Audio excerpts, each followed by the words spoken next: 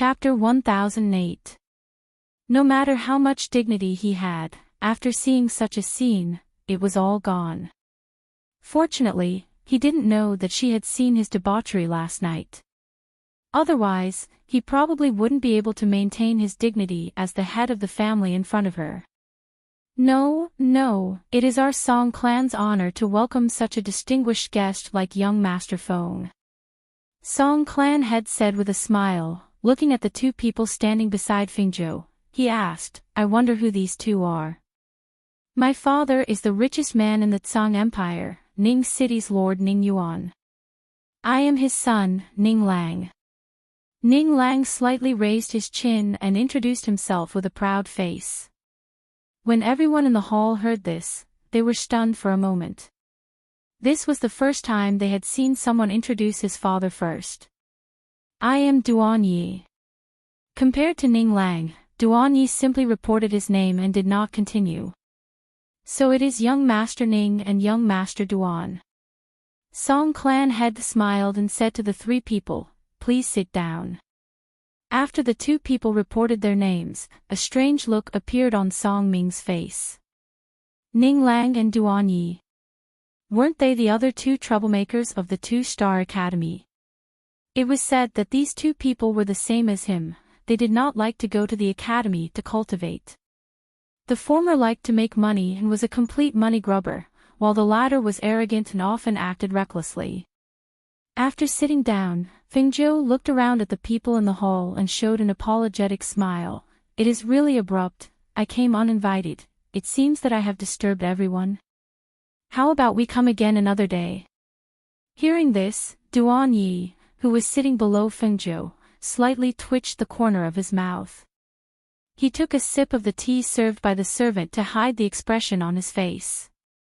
Ning Lang was drinking tea. When he heard this, he could not help but choke and cough twice. Cough, cough. He glanced at Fengzhou and saw that his expression was indifferent, his manners natural and unrestrained, carrying the appearance of a gentleman. He could not help but secretly mutter in his heart, pretending, really pretending. Ha ha ha, no, no, it is just some trivial matters in the house that have been dealt with. Song family head glanced at the people in the hall, and then his eyes fell on Fengzhou. He asked, I wonder what brings young Master Feng here today. Oh, I'm here to take Song Ming away. Her gaze fell on Song Ming. At the same time, she moved her hand and took out a token, asking someone to pass it to Patriarch Song. Today, I came here as an instructor of the Two-Star Academy, and Song Ming is the same as the two people beside me. For the next year, he will be under my care. Hearing this, Song Ming stared at him in shock. Even the other people in the hall were astonished. Oh. The Lu clan's patriarch and the Lu clan's old ancestor, as well as the two people from the Song clan, all knew about Fengzhou's identity as the ghost doctor, but they did not think that today he would come here as a mentor. When did the Two-Star Academy become so capable? Even the ghost doctor could be invited as a teacher. After looking at the identity jade token, Patriarch Song looked at his father and the two people from the Lu clan and nodded. This is indeed the identity jade token of a Two-Star Academy's instructor. His voice paused for a moment, as he looked at Fengzhou and smiled. Ming, can be taught by young Master Feng. This is exactly what we want. How about this? Young Master Feng can stay in the house and rest for a day or two, so that we can properly take care of him. Chapter 1009. Seeing this, the Song family head didn't force him. He smiled and said, all right, I'll have him come as soon as possible. I won't let young Master Feng wait too long. At the same time, he returned the jade token to Fengzhou. At this moment, the Song family's ancestor stood up and cupped his hands. Young Master Feng, I'll have to trouble you to teach my naughty grandson. You're too kind. She stood up and looked at the third brother. Her lips curled up as she said to everyone, we won't stay for long. Please. At this moment, the Lu family's ancestor pulled his son forward and smiled at the dazzling red-clothed youth. He bowed and said gratefully, "This old man represents the Liu family in thanking young Master Feng." He didn't say it clearly, but everyone in the hall understood what he meant. He wasn't thanking him for teaching Song Ming, but for sending Bai Lian's information and evidence to the Liu family. He wanted them to know that their daughter's death wasn't simple. When Feng Zhou saw this, his eyes flashed. He didn't avoid the bow and said, "I didn't do anything. There's no need to be like this." With that, he looked at Duan Yi and the others. The two of them also stood up and said their goodbyes. "We'll send young Master Feng off." As they spoke, they personally escorted them out. After watching them leave through the main gate of the Song mansion, the four of them looked at each other, then walked back into the mansion and returned to the main hall. "Ancestor, who is this young Master Feng?" one of the elders asked in confusion. Seeing the four of them treat him like this, that youth's status wasn't ordinary. "We'll talk about this later.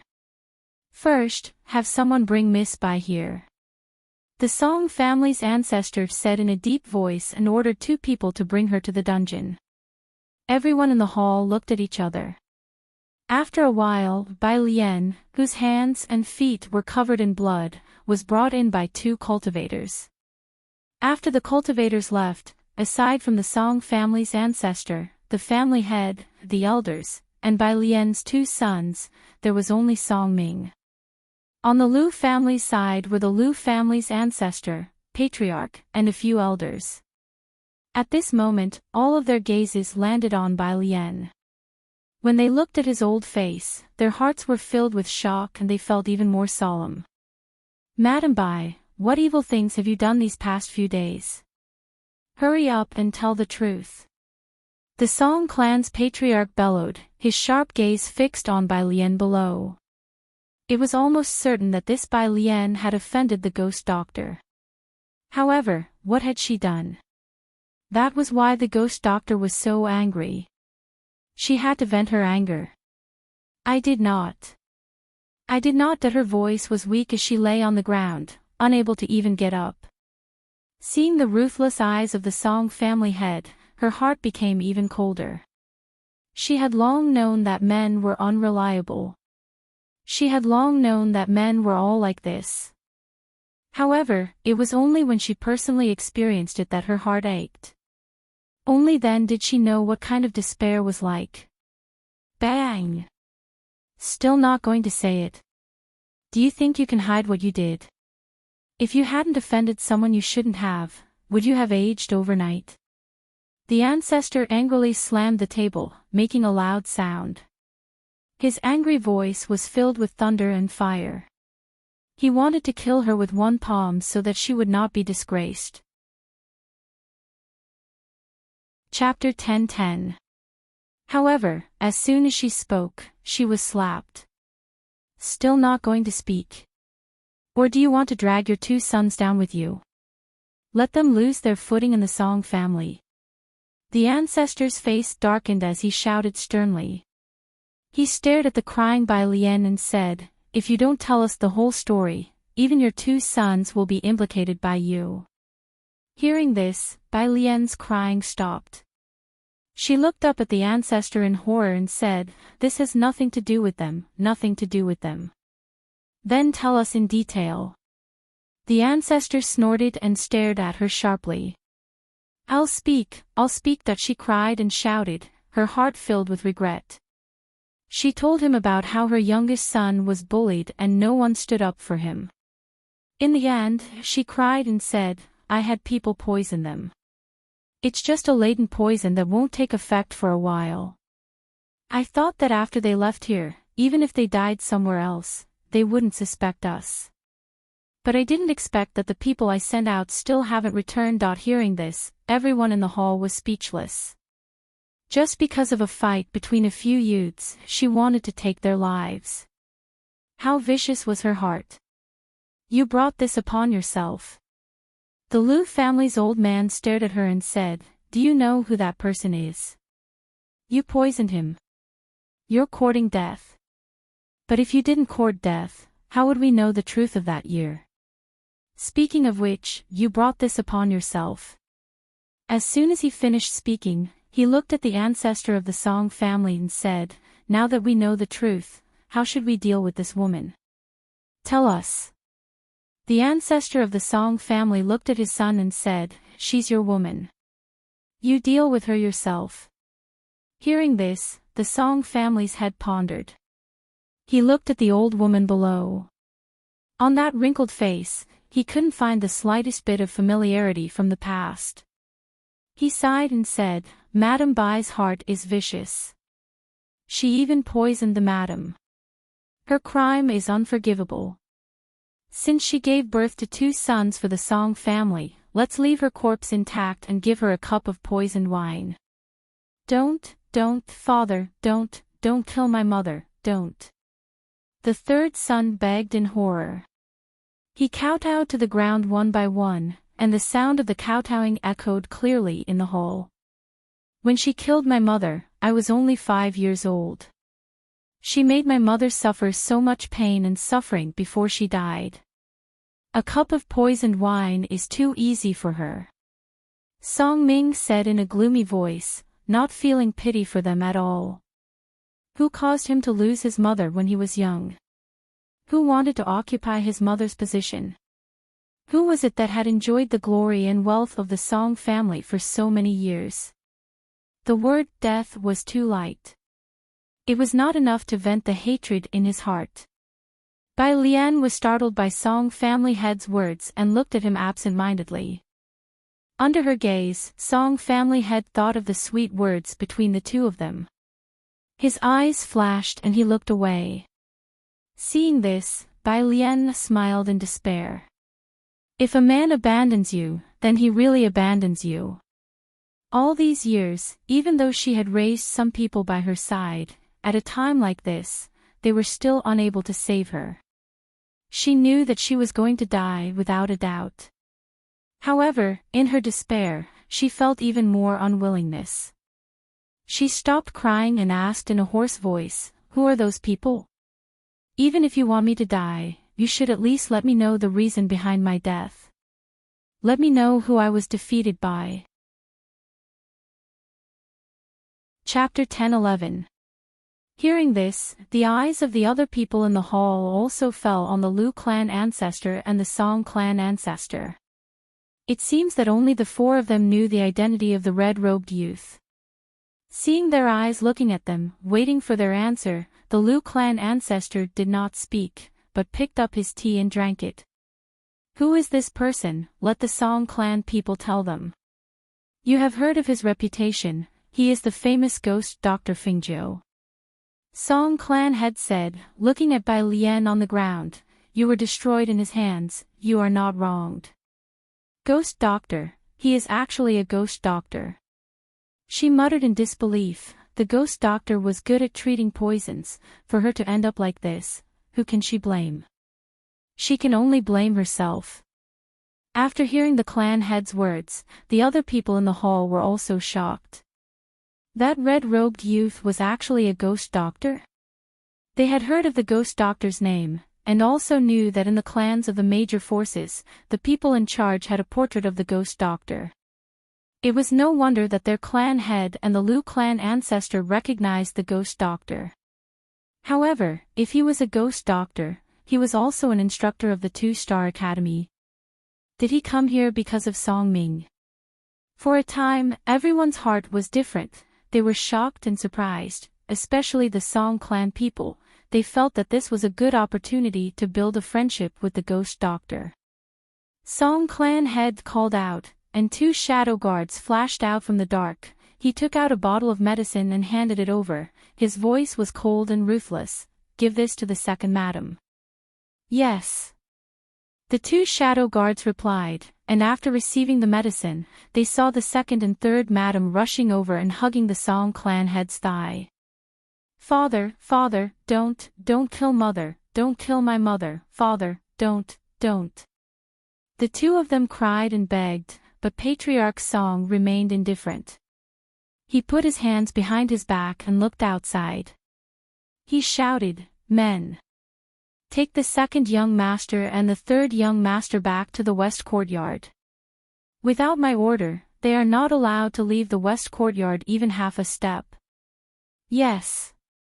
Several guards outside answered, and came in to take the two away, and brought them to the west courtyard. No, father, don't. The cries of the two gradually faded away until they could no longer be heard. At this time, the two shadow guards in the hall had already poured the poison into Bai Lian's mouth. In front of the people of the Lu clan and the Song clan, they poured the poison down her throat. Song family head looked at him, his eyes were dark, and no one could see his emotions. There was no need to mention the others. All of them had indifferent expressions and didn't care about this life at all. Bai Lian was just a woman. In a large family, there were many ways to make a person disappear. Every method could shut the mouths of the people outside. Song Ming watched as Bai Lian was forced to drink the poison. He watched as she convulsed on the ground in pain. He watched as blood seeped out of her 7 orifices. He watched as she wailed and breathed her last. Poison. It was a highly toxic poison. The poison took effect very quickly. It took less than half an incense stick to burn. Even if the medicine was somewhat torturous, half an incense stick's time passed in the blink of an eye. She could not say that she had suffered much. Take her down and bury her. Song family head said in a deep voice. He waved his hand and motioned for the guards to carry her out. After the guards carried the person on the ground out, everyone in the hall turned their gazes to Song Ming. They looked at him with anticipation, excitement, and agitation. Chapter 10-12. Hearing his father's words, Song Ming only glanced at him, then said to the people beside him, "Grandfather, uncle, I'll go with you to pay respects to mother." All right, let's go." The two nodded in response, revealing joyful expressions. They cupped their hands to the Song family. "We'll take our leave first." As they spoke, they left together with Song Ming. When the Song family saw this, they all looked at each other, but did not stop them, because they knew that Song Ming had never been close to the family head since he was young. Moreover, how did he find out about this matter? The relationship between father and son would become even more strained. Forget it, let him be. With old man Lu and the others watching over him, nothing will happen. When he leaves with the ghost doctor, we'll just have to explain it to them. As the Song family's ancestor spoke, he shook his head and walked out with his hands behind his back. The rest of the matters would be left to them. He had already retired for many years, and no longer wanted to care about the matters of the family. Seeing that everyone had left, the Song family head pursed his lips and stood quietly for a while before walking out. This matter seemed to be over, but it was not yet. If it was not handled properly, the Song family would never have a day of peace. Bai Lian was already dead, and he still had to think about the most appropriate arrangements for his second and third sons. As for his eldest son, Song Ming, he had the Lu family to protect him, his father to protect him, and now there was the ghost doctor. He could not interfere even if he wanted to. However, with the ghost doctor, Duan Yi, and Ning Lang, he did not have to worry. On the other side, after leaving the Song family, Feng Zhou and the other two found a restaurant to sit down and eat a table full of dishes. There was no one else in the private room, so after Duan Yi and Ning Lang looked at each other, they asked, "Feng Zhou, what did you do last night? Tell us about it." They were really curious. Why did he not have to do anything himself to make the Song family fall into chaos? Feng Zhou glanced at the two of them and smiled, then simply told them what he did last night. "Ah. Aging overnight. There's actually such a medicine?" Ning Lang looked at him in surprise. "I thought there were only things like the beauty pill. I didn't expect there to be medicine for aging too." Thinking about it, it was really quite scary. If they offended him, who knew when they would be drugged with some strange medicine? Thinking of this, he couldn't help but feel a lingering fear. He was shocked by his previous actions. He actually didn't care about the consequences and sold him out before he even knew what kind of person he was. Thinking about it, he was already being merciful to him. How much longer do we have to wait here? Will Song-Ming come? Duan Yi asked. He didn't have any confidence in Song-Ming. Would that person go to the Hell Mountain range with them? Yes. Feng Zhou took a sip of wine and slowly lowered his gaze. Hearing this, the two of them looked at each other and didn't say anything. However, to their surprise, in the evening, before the sky turned dark, they returned to the inn and sat idly on the first floor when they saw Song-Ming slowly walk in. Other than Feng Zhou, Duan Yi and Ning Lang were surprised to see him again. They didn't expect to see him again so soon. I'm here. Song-Ming walked up to Feng Zhou and said. Feng Zhou looked at the young man in front of him and asked directly, We plan to go to the Hell Mountain range. Are you interested? Chapter 10:13. Like them, it was one thing to be interested in going with him, but if they weren't, they would still have to go with him. However, he would probably knock them out and carry them away. Hearing that it was the Hell Mountain range, a hint of surprise flashed across Song-Ming's eyes, but he didn't ask any more questions. He just nodded and said, I'll go with you. He didn't want to stay in this family anymore. Since that woman was dead, he should go out and learn more. Have you said goodbye to your family? Feng Zhou asked again. I've paid my respects to my mother, and my grandfather and the others know. That's all. Hearing this, she nodded and said, Have a seat. We'll leave after eating. Thus, the four of them sat around the table and ate. After the meal, they didn't stay long and directly left the city. Then, they flew on their swords and headed to their next destination. They're gone. In the Song family, when the Song family's patriarch and patriarch heard the news of their departure, it was already a few hours later. Yes, they're gone. Patriarch Song nodded and sighed in his heart. It's good that they're gone. It's good for them to let them experience the outside world. Moreover, with the ghost doctor around, there won't be any major problems that we need to worry about. As the patriarch spoke, he glanced at him and said, You have to pay more attention to your two concubine sons.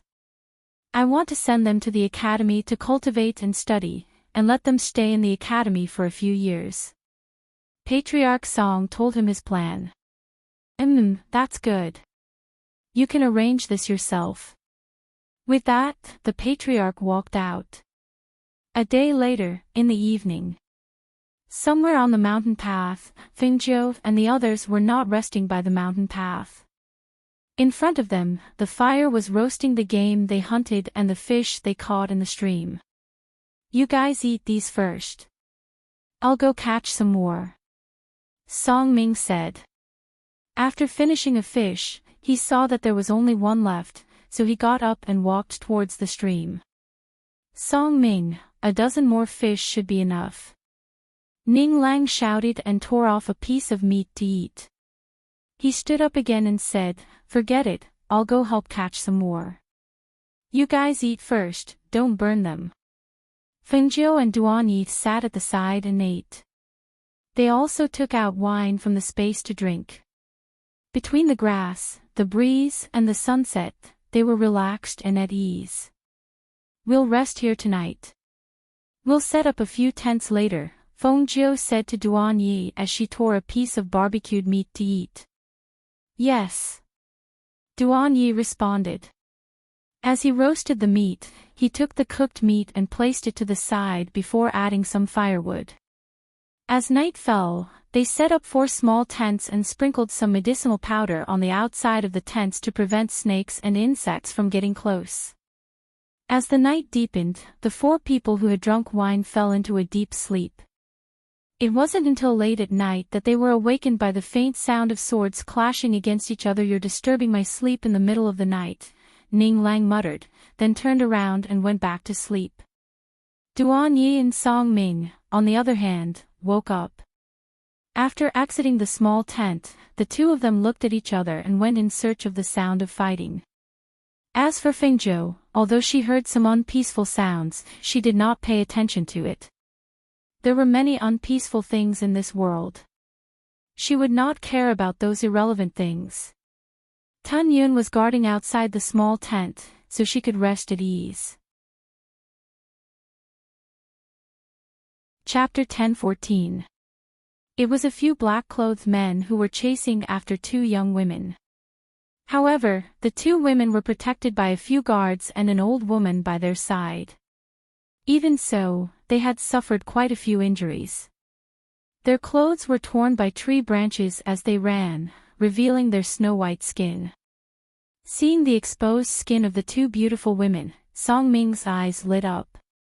However, he said to Duan Yi with a serious expression, "Seeing injustice on the road, don't you think we should draw our swords and help?" Duan Yi glanced at him and said coldly, "I don't know them, so I can't be bothered to save those two women."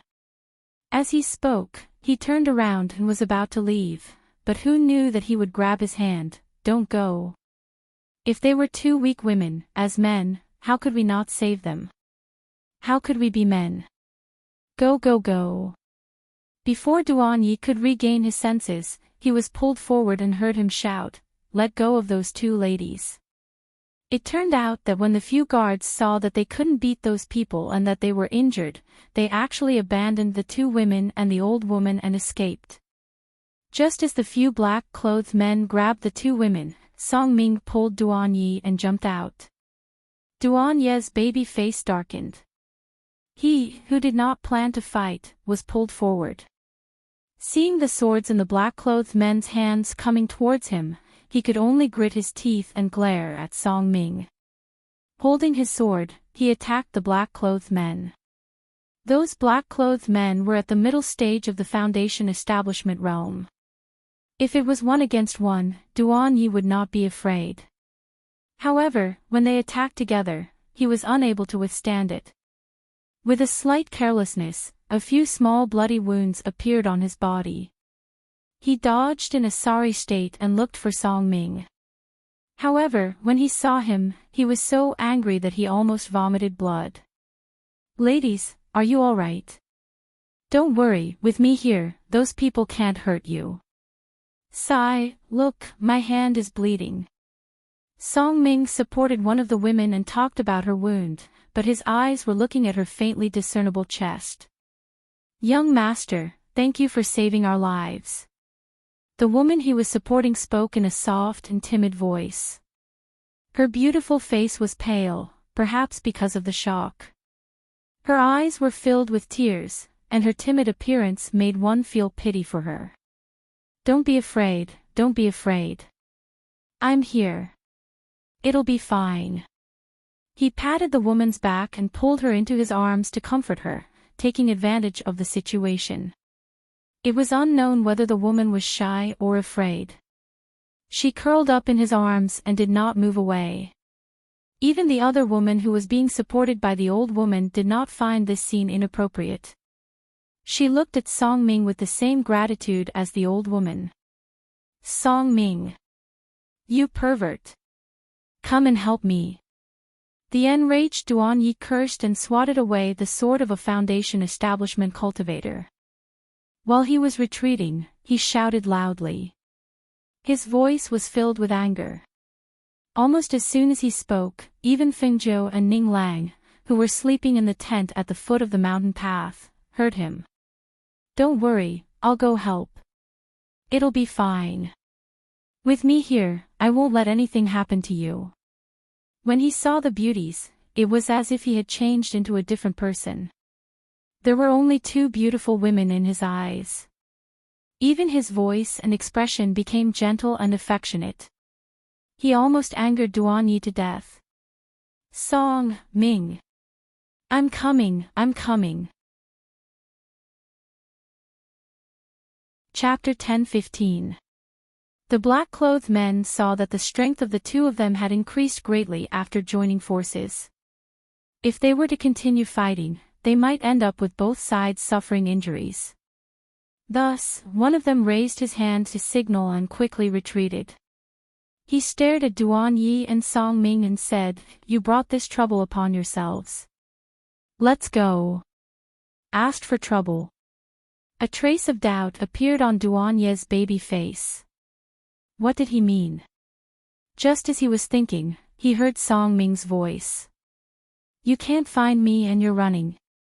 Don't run if you have the guts." "Alright, let's go back," Duan Yi said as he put away his sword and walked back. He didn't even look at the two women.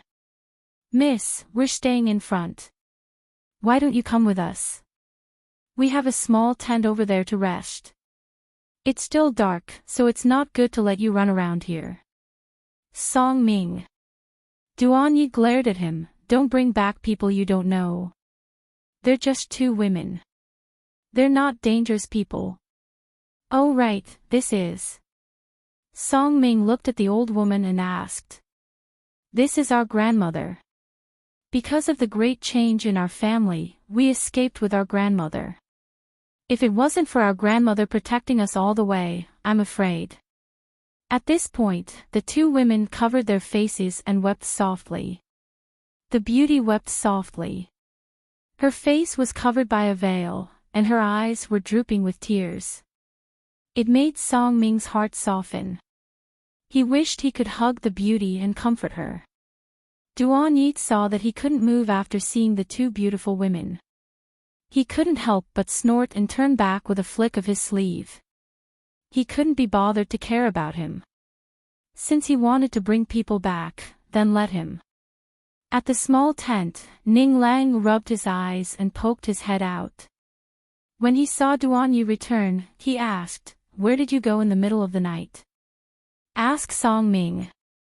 Duan Yi snorted and sat down in front of the small tent to treat a few small wounds. Seeing this, Ning Lang was startled. He looked back and saw Song Ming supporting a woman. Behind him, there was an old woman and a beautiful woman. When he saw them, he was stunned. Where did the beauty come from in the middle of the night? Don't tell me it's transformed from a spirit at night. He muttered and glanced at Feng Zhou's tent.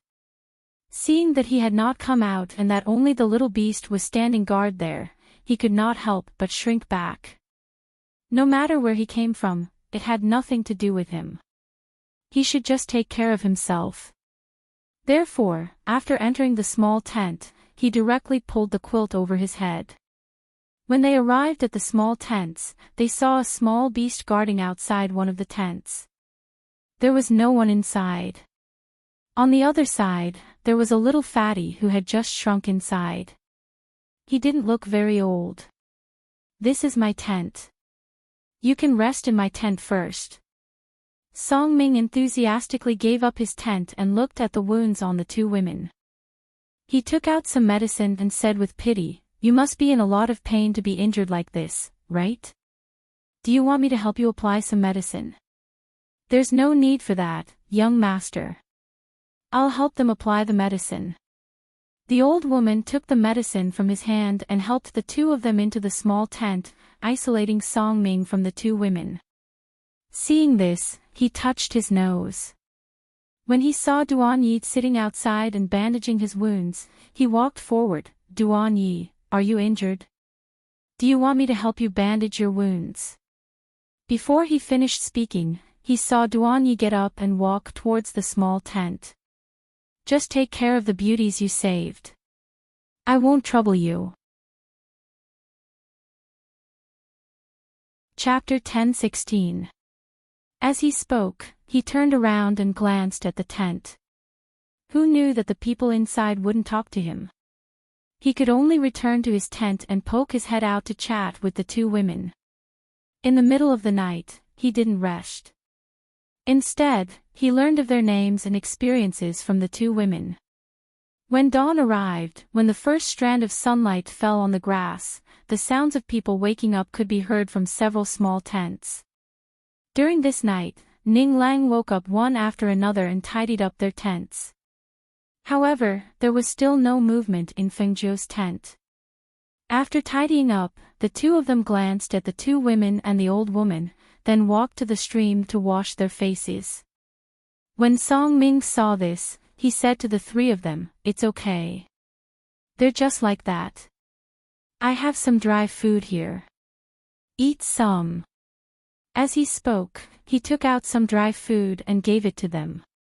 It was not until another hour later that Fengzhou, who had woken up, walked out of the room. She was dressed in a red dress that was as dazzling as fire. At this moment, she still looked a little sleepy. After she walked out of the tent, she glanced at the three people, then calmly looked away and walked to the stream to wash her face. "Fengzhou, Song Ming brought two women back last night. There was an old woman with him." Ning Lang leaned close to Fengzhou and said. He turned around and glanced at the tent. "I think those two women don't look very proper. They didn't even wear their clothes properly." As he spoke, he seemed to have thought of something and hurriedly added, "I wasn't looking at him randomly. I just saw that Song Ming was staring at him so intently that he couldn't even blink. I felt that the two women were doing it on purpose. They said that they were refugees, but from what I saw, they looked like prostitutes." Hearing this, Fengzhou couldn't help but smile. "All right, don't talk nonsense. We're not going with them anyway." "Yes, I also think that we shouldn't go with them." He nodded in agreement and got up to walk back. He shouted to Song Ming, "Song Ming, pack up. We're leaving." "Okay." Song Ming responded and began to pack up the tent. He put everything back into his chinquan bag and came to Fengzhou's side. "Fengzhou, are we flying on swords? Who's going to bring them along with me?"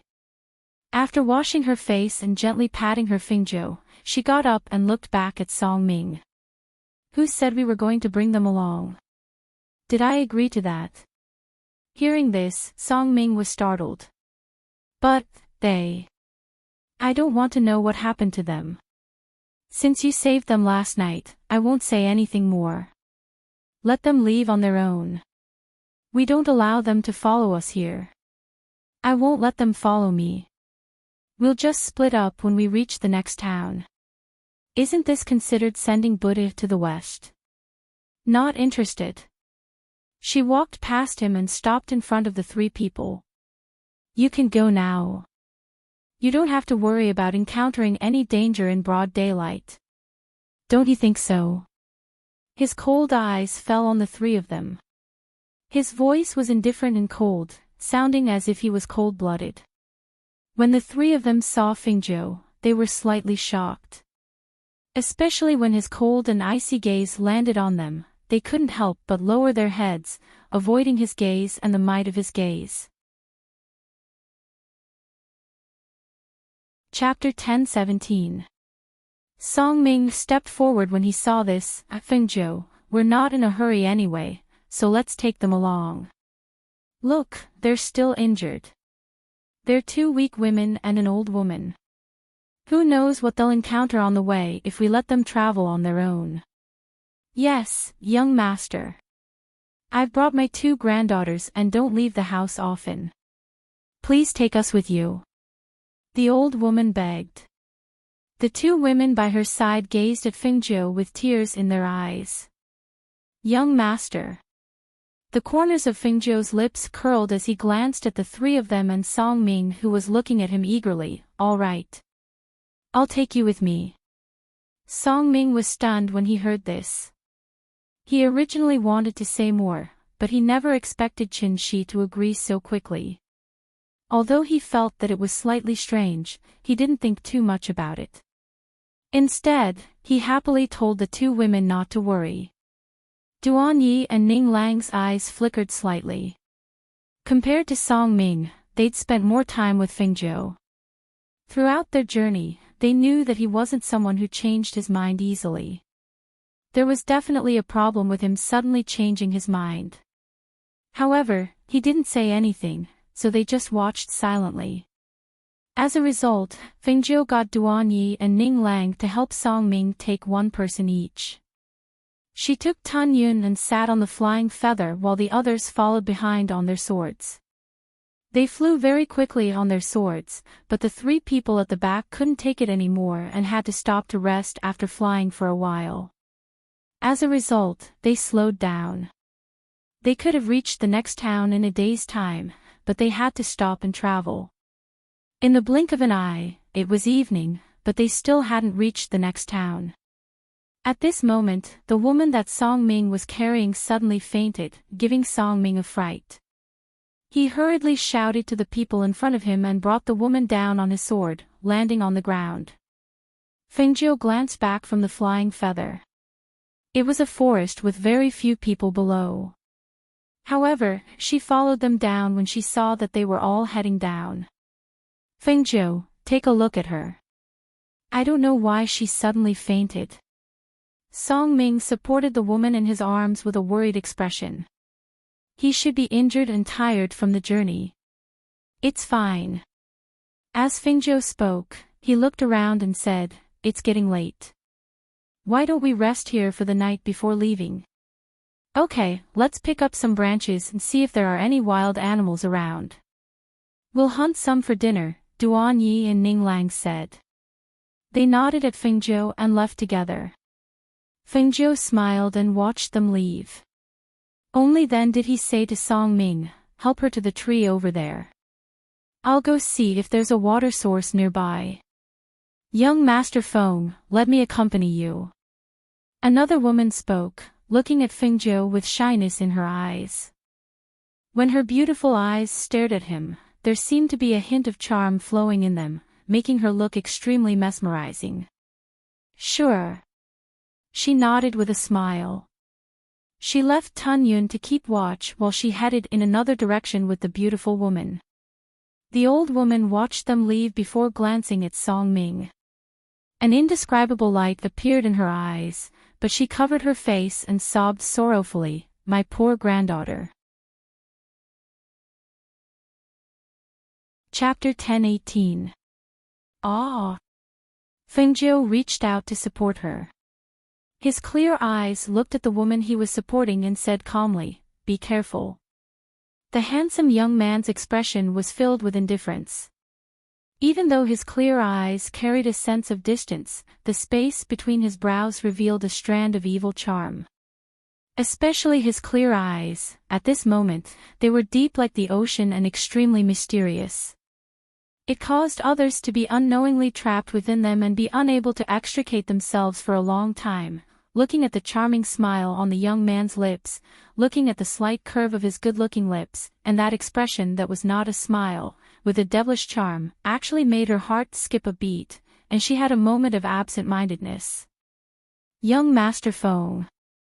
There should be very few people walking in this forest. There are a lot of weeds and the ground is uneven. Be careful. He spoke slowly, his voice indifferent and calm. But in the woman's ears, she could hear the concern in his voice. Looking at this indifferent and aloof young man, the woman's heart was filled with a trace of complexity.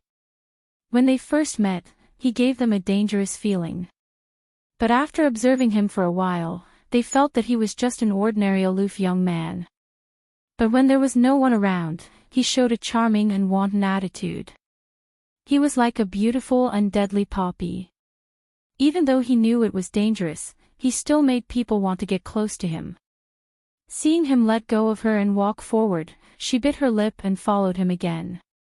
The two of them found a source of water. It was a spring in the forest.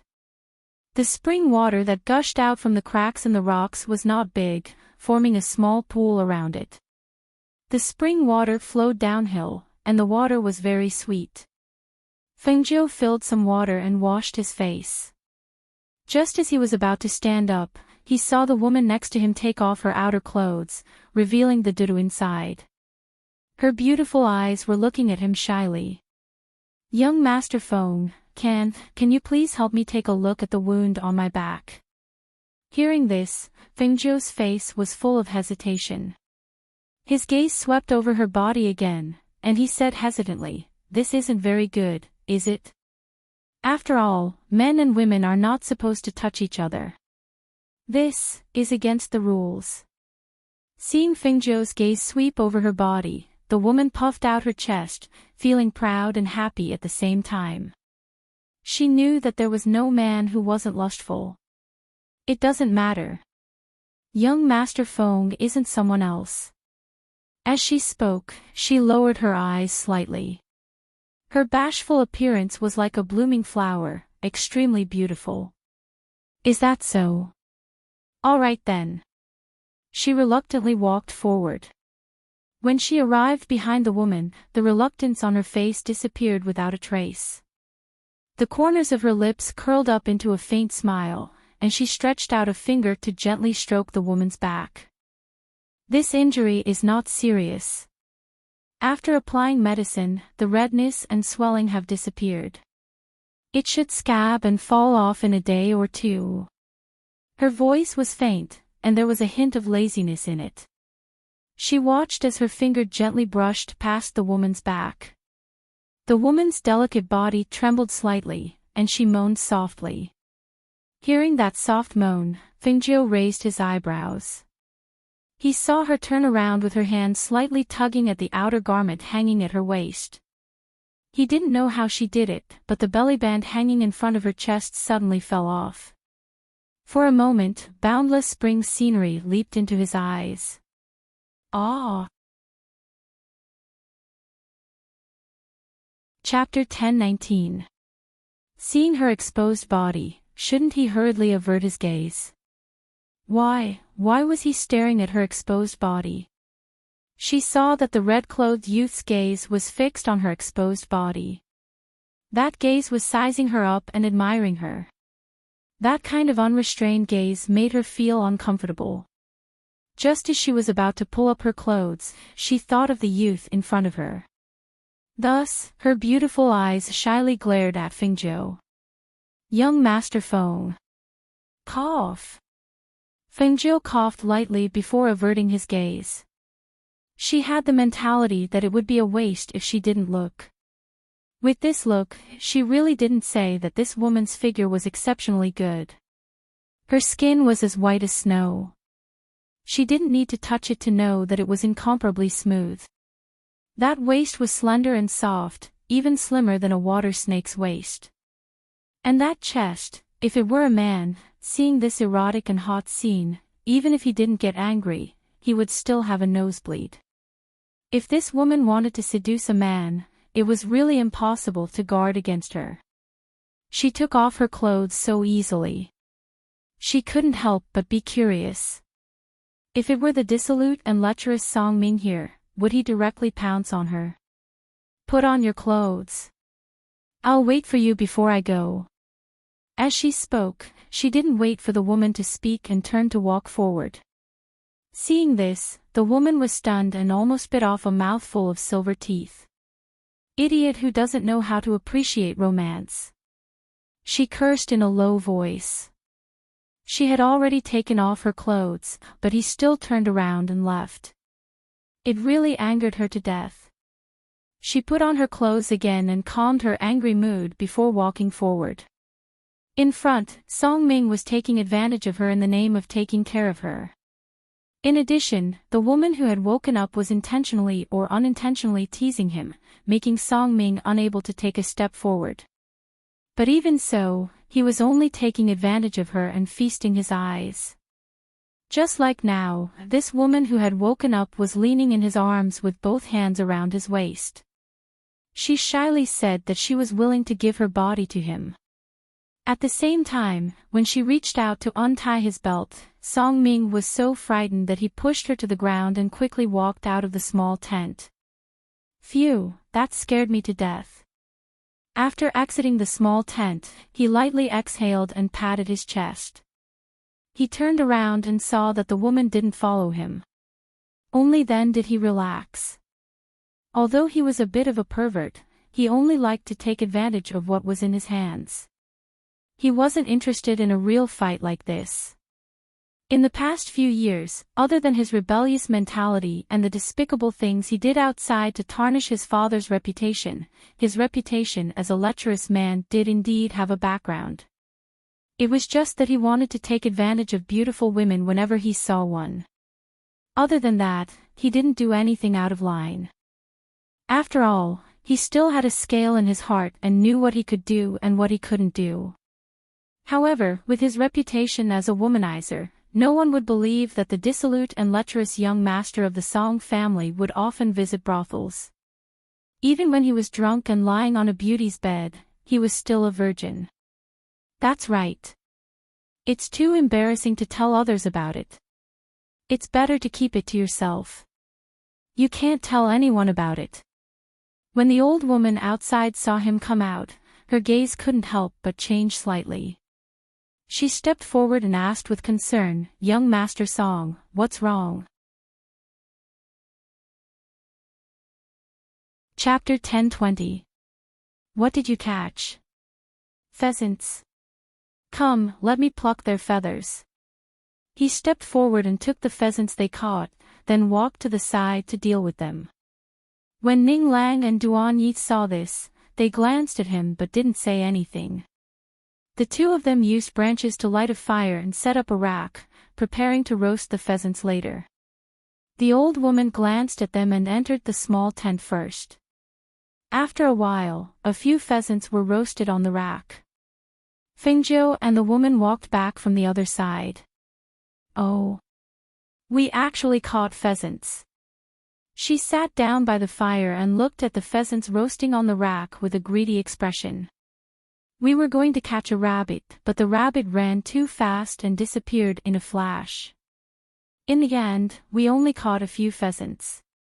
It should be enough for one night. As Ning Lang spoke, he looked at Fengzhou and asked, "Are you hungry? I still have some dry food. Do you want to fill your stomach first?" "No need. We'll just eat roast chicken later." She waved her hand. From the corner of her eye, she saw the old woman walk out of the small tent. "Young masters, an old woman like me can't help much, but I can still cook. How about this? You guys rest for a while. I'll take care of the roast chicken." She smiled kindly at them. Hearing this, Song Ming said without thinking, "How can that be? You're old, so you should rest. We'll take care of these trivial matters. You just have to sit and wait for us to finish roasting." Seeing this, the smile on the old woman's lips stiffened, but she didn't say anything else. She just nodded and sat down. Fengzhou smiled and also sat down. He chatted with Ning Lang and Duan Yi. I looked around. There's a spring not far away. The water there is very sweet. Do you want to drink some on the way? We also picked some wild fruits when we came back. They're sour and very appetizing. Here, have a taste. Ning Lang handed over the small fruit in his hand and distributed the rest to the others. On the other side, Song Ming was in charge of roasting the pheasants. The old woman and the woman sat beside him and watched. They added firewood from time to time while chatting and laughing with Song Ming. On the other side, Fengzhou, Duan Yi, and Ning Lang were also talking. From time to time, they would pay attention to the people over there. She used a branch to write the words, "Act according to circumstances," on the ground, then erased it. She used the branch to draw on the ground casually to kill time. As night fell, the smell of roast chicken, Song Ming called them. "It's time to eat, come over here, calm." But the woman Young Master Song said that he was a little tired. I saw that he was feeling better, so I came out to let him rest inside. The woman said and sat down beside Fengzhou. A faint fragrance filled the air. Ning Lang, who was sitting beside Duan Yi, was about to stand up with his hands on his head when he collapsed. When Fengzhou sat down next to the woman, she turned her head slightly to look at her. When she saw Duan Yi and Ning Lang fall down, she frowned. You. She fell down as well and fainted. After they collapsed, the three people stood up. The two women looked at the old woman. Eldest senior sister, didn't you say that they're not easy to deal with? Look, they're still our prey. Chapter 10:21. It was a woman who looked to be in her 20s. Her face was coquettish and seductive. She no longer hunched her shoulders and bent her waist. After tearing off her mask, she did not look old at all except for her inconspicuous old clothes. She glanced at the people on the ground, her gaze sweeping past Duan Yi and Ning Lang before landing on the youth in red. I don't know about the others, but this one called Fingzhou gives me a dangerous feeling. Be careful. Tie them all up and release the signal for people to come and bring them back.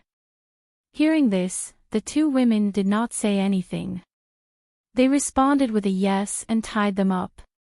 At this moment, one of them seemed to have thought of something and asked, "Where's that little pet? Why don't I see it?" It's really gone. It was here before. The other woman also looked around. The little pet that was lying on the side was nowhere to be seen. Don't worry about that little pet. It's just a little beast. As the older woman spoke, she helped tie them up and waited for her people to come and bring Fingzhou and the others back to their territory. In the night, Tunyun lay in the grass nearby and watched this scene. It watched as its master, Duan Yi, and the others were tied up. Around an hour later, another 7 or 8 people came. There were both men and women among them. When it saw them take the people away, Tunyun chased after them. When Duan Yi and Ning Lang woke up, they saw that they were locked in an iron cage. Seeing the iron cage, Ning Lang remembered the scene of being sold last time and could not help but cry out, "Ah! Why are we locked in an iron cage again? Can't we go somewhere else?" Hearing this, Fengzhou could not help but chuckle. "Don't worry, you'll be able to go somewhere else soon. It'll definitely be more comfortable than here." Duan Yi and Ning Lang looked to the side and saw Fengzhou sitting there with a smile between his brows. It seemed that he had woken up long ago. They could not help but be startled. Ning Lang asked, "What do you mean? What do you mean, go somewhere else? Can we really go somewhere else?" Duan Yi looked around and asked, "Where is this place?" Seeing that Song Ming had not woken up yet, he walked over and kicked him. Song Ming. Ah. Song Ming, who had woken up from the pain, saw Duan Yi staring at him angrily and asked, "What's wrong? What's wrong? Look at this place." He snorted, his baby face full of anger. "If you hadn't saved those people on the way, would we have been locked in a cage?" Hearing this, Song Ming was shocked. He remembered the scene at that time and quickly jumped up. "Where is this place? Why are we all here?" "Here. I heard them say that this is the Joyous Union sect, a happy and unfettered place. Aside from us, there are also many young men and young women imprisoned here. They should have been captured and brought back here." She spoke in a relaxed manner, but Duan Yi and the others felt their hearts sink as their faces darkened. Hehuan sect. That was a heretical sect. It was said that they cultivated some kind of heretical technique that harvested yin to replenish yang. How could that be? The three of them. Song Ming looked at them with a face full of guilt and shame. It was all his fault. He had implicated them. It's useless to talk about this now. Let's think about how to leave this place. Duan Yi said and did not blame him. Instead, he looked at Fengzhou and asked, "Do you have any ideas?" Chapter 10:22. The two were startled. "No. Then what should we do?" They thought that he would have a way. After all, he was the one who told them to act according to circumstances. Now that they were locked in the iron cage, there was nothing they could do. Weren't they being trampled on? What should we do? Fengzhou smiled. We'll know when the sun rises. Hearing this, the three of them looked at each other and felt a little uneasy. In the Hehuan sect, if they made a mistake, they might lose their chastity or even their lives. However, the three of them saw Fengzhou sitting on the side with a relaxed expression, as if he wasn't worried at all. They couldn't help but feel strange. However, they soon found out that although they were awake, the spiritual power in their bodies was sealed and they couldn't use it at all. As for Fengzhou, your spiritual power wasn't sealed. The three of them approached him and asked in a low voice. It wasn't sealed in the first place. It's just that you guys were drugged and can't gather your spiritual power. She said leisurely, glanced at them and said, Don't disturb me, I want to sleep. When the three of them heard this, they couldn't help but be happy. You must have a way to use the drug. Quickly help us break it. Otherwise, without spiritual power, we'll be like mortals. If we're caught, what will happen? Unexpectedly, Fengzhou shook his head. No, there's a nascent soul-old monster here. If your spiritual power recovers, you'll be noticed. At that time, it'll be even more troublesome. It's better like this. Don't worry, just act according to circumstances. If there's a possibility of losing your chastity, push Songming out. Anyway, this is what he wants. Hearing this, Songming's scalp went numb. Looking at Fengzhou, who had closed his eyes, he smiled embarrassedly. Fengzhou, I didn't do it on purpose. No one thought that something like this would happen. Wrong. It's just you who didn't think of it, not me. She opened her eyes and glanced at him. Don't crowd around me, go to the side. Seeing this, the three of them could only go to the side and sit down. However, even though it was late at night, they did not feel sleepy at all. They did not know if it was a psychological effect, but they actually heard a strange sound faintly coming from the night sky. That night was extremely difficult for them to endure. However, as they waited and worried, the next day arrived. When the first ray of sunlight shone down, they were able to clearly see their surroundings. They were actually on top of a mountain. Inside, there were a few scantily clad men and women walking around. There were also some who came to the front of the iron cages and sized up the people trapped in the cages. These youths are really outstanding. I heard that they were captured by eldest senior sister and the others. Yes.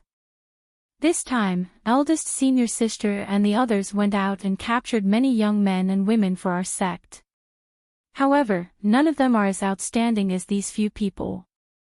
I heard that these are for Master and the others. That's right, such outstanding young men should be given to Master and the others. However, since eldest senior sister and the others offered such outstanding young men, Master and the others must have given them a good reward. That's for sure. The people in the iron cages looked at the women outside the iron cages staring at them like wolves and tigers. They could not help but have goosebumps all over their bodies. After they left, the three people in the iron cages leaned towards Fengzhou. Chapter 10:23. Hearing this, Fengzhou chuckled and said, Here, they must be pretending to surrender. We'll do whatever they say. Do as you see fit. First, we'll figure out the situation here. But we can't gather our spiritual energy. What if something unexpected happens? Songming asked anxiously. Hearing this, Fengzhou teased, Isn't this your type? The women here have good figures and faces. You're a man anyway, so you won't be at a disadvantage. Take advantage of this opportunity and enjoy yourself among these women. Otherwise, you won't be able to move your legs the next time you see a woman. Fengzhou.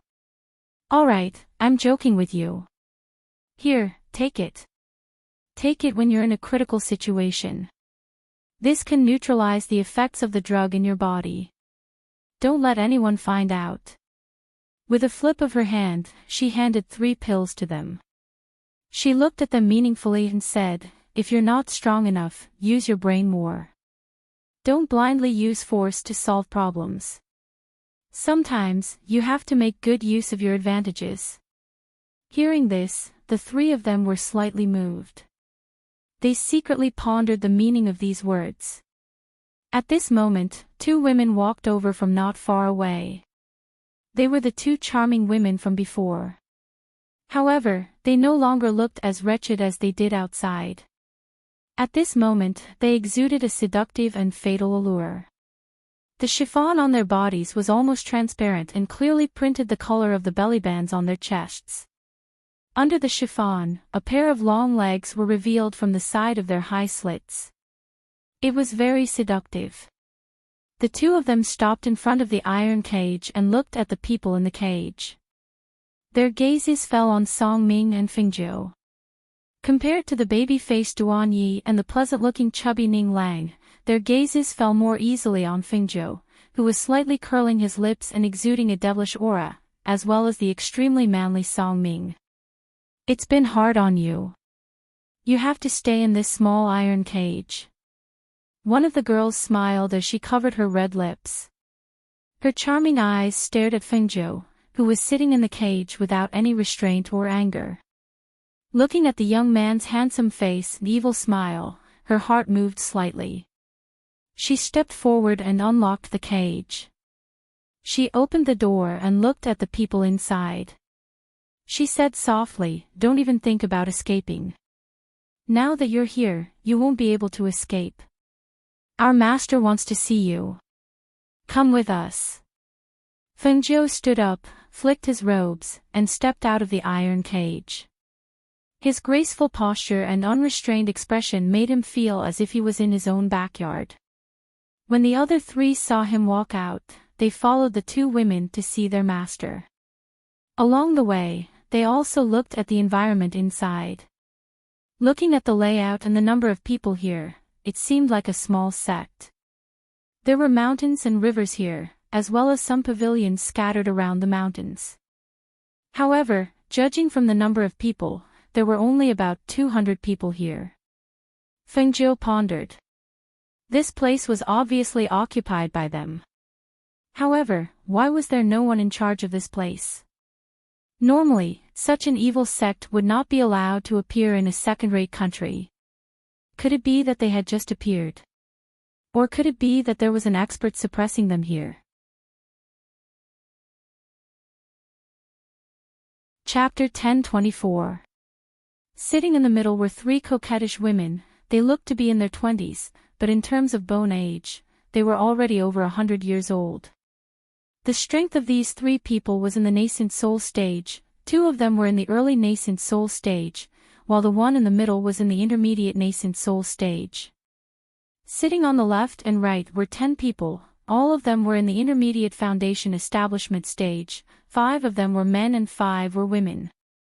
Compared to the 3 people who looked to be in their 20s, the 10 people sitting below were men and women in their 30s and 40s. Among them, a few of the men had dark circles under their eyes, and their bodies were thin. It seemed that they had overexerted themselves. Especially when they saw them enter, other than the eyes of the 5 women sitting below brightening up, 1 or 2 of the men's eyes actually shot out a chilling light that made people feel disgusted. When Fengzhou and the others were looking at the people inside, the people inside were also looking at them, but it could be said that after those people's eyes swept past the few people, they fell on the red-robed Fengzhou's body. Fengzhou was a person. In addition to his handsome appearance, the most noticeable thing about him was his temperament. He could be unbridled and charming, but he could also be as pure as a sheep, with a harmless face. He could also be enchanting and elegant, noble and unparalleled, but at the same time, he could also be domineering and imposing. Even if the few people around him were extraordinary, with outstanding temperament, as long as they stood next to Fengzhou, it was like the stars meeting the bright moon, overshadowed. You few, are you students of the 2-Star Academy? The woman sitting in the middle glanced at the 7-colored glass feather on Fengjiu's waist and asked. Yes. Fengjiu replied, looking at the woman. He asked, our 2-Star Academy shouldn't have any grudges with you, right? Your disciples caught us, what do you want to do? We are a branch of the Hehuan sect, we have not been here for a long time, so we need some disciples.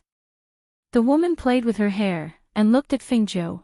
I see that you are very good, are you interested in becoming a disciple of our Hehuan sect? If it's the few of you, I can consider taking you under my wing. However, to become a member of our Joyous Union sect, you must first lose your virginity. As long as you agree, I can personally teach you the matters between men and women. Hearing this, they felt a chill run down their spines. This old monster was already over 100 years old, and he still had the nerve to nibble on young grass like them. How shameless! Fengjiu raised his eyebrows and asked, what if I don't agree? You don't agree? Hee, I think you will agree. She looked at her slender fingers and said softly, because those who don't agree can only be used as cultivation furnaces for the disciples to cultivate. Cauldron, their faces darkened. If he agreed, the old witch would fuck him. If he didn't agree, anyone could fuck him. Until they were drained dry. This heretical sect was indeed heretical. They had no sense of shame at all. Fengjiu's eyes flickered. He curled his lips and said, we have to think about this. All right, I'll give you one day. Chapter 1025. Yes. The two women replied, then said to Fengjiu and the others, let's go. Fengjiu and the others followed the two out. After they left, the others also stood up and left, leaving only the 3 people in the main seats. These people's temperaments are not ordinary. They should be disciples from some large family clans. The woman on the left said. Yes, the 4 of them all have their own characteristics. Especially that red-clothed youth, he gives off a breathtaking feeling. Among the 4 of them, that red-clothed youth is indeed the most outstanding. If we can take them in as our disciples, there will definitely be an unexpected surprise. However, will they agree in the end? Other than agreeing, do they have any other choice? The woman in the middle said, her beautiful eyes filled with charm as she looked outside. Once they see the benefits of our Joyous Union sect, they will naturally be willing to stay. Hearing this, the other 2 looked at each other and smiled. That's right.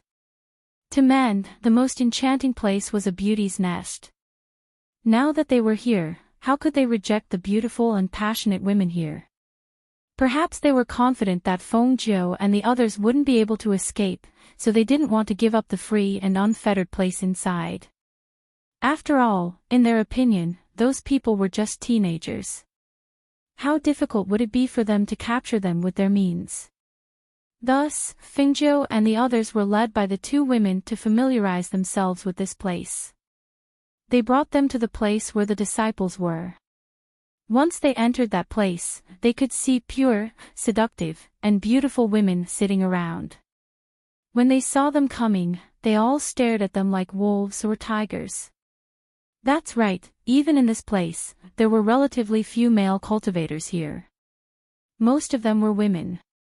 Oh, these are the youths that we are going to offer to Master and the others. They are so handsome. An enchanting woman leaned over, her slender jade-like hand reaching out to touch Fengjiu's face. Put away your fox claws. This is not someone you can touch. One of the women leading the way coldly glanced at her and slapped away the woman's hand. Yo, you're protecting her. The woman smiled coquettishly and glanced at the other woman. She gently stroked her chest with one hand, as if she wanted everyone's eyes to follow her hand and land on her ample bosom. After that, she threw a coquettish glance at Fengjiu and smiled coquettishly. Little brother, we'll be on the same side in the future. Remember to come often. I'll wait for you here. This big sister is not only beautiful, but also has the best figure I've ever seen. How should I address you? Feng Zhouxiao narrowed his eyes. His handsome face had an evil smile, and his eyes were full of unbridled admiration. They lingered on the woman's body, and he didn't look away for a long time. Upon hearing this and seeing Fengzhou's lecherous gaze, the corners of Song Ming, Duan Yi, and Ning Lang's mouths twitched. They couldn't bear to look at him directly and looked away. So this was what Fengzhou meant when he said that he had to make good use of his strengths and advantages. Honey trap. All right.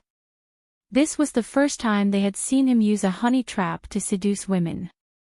They couldn't see a trace of uneasiness or reluctance at all. Chapter 10:26. When the coquettish woman heard Feng Zhou's words and saw that his half-squinted eyes were fixed on her body, she couldn't help but cover her mouth and laugh coquettishly. She glanced at him and said, "Your mouth. You really know how to talk." As she spoke, she glanced at the two women provocatively. Then, she said to Fengzhou, "From now on, call me Senior Marshal Sister Tao. Let's go. I'll take you somewhere else." The two women's faces darkened as they led them to the other side. When they were about to leave, Fengzhou smiled at the flirtatious woman before leaving with the two women. As they walked inside, other than a few flirtatious women, they could also see some men and women hugging each other. The scene of flirting and quarreling left them speechless.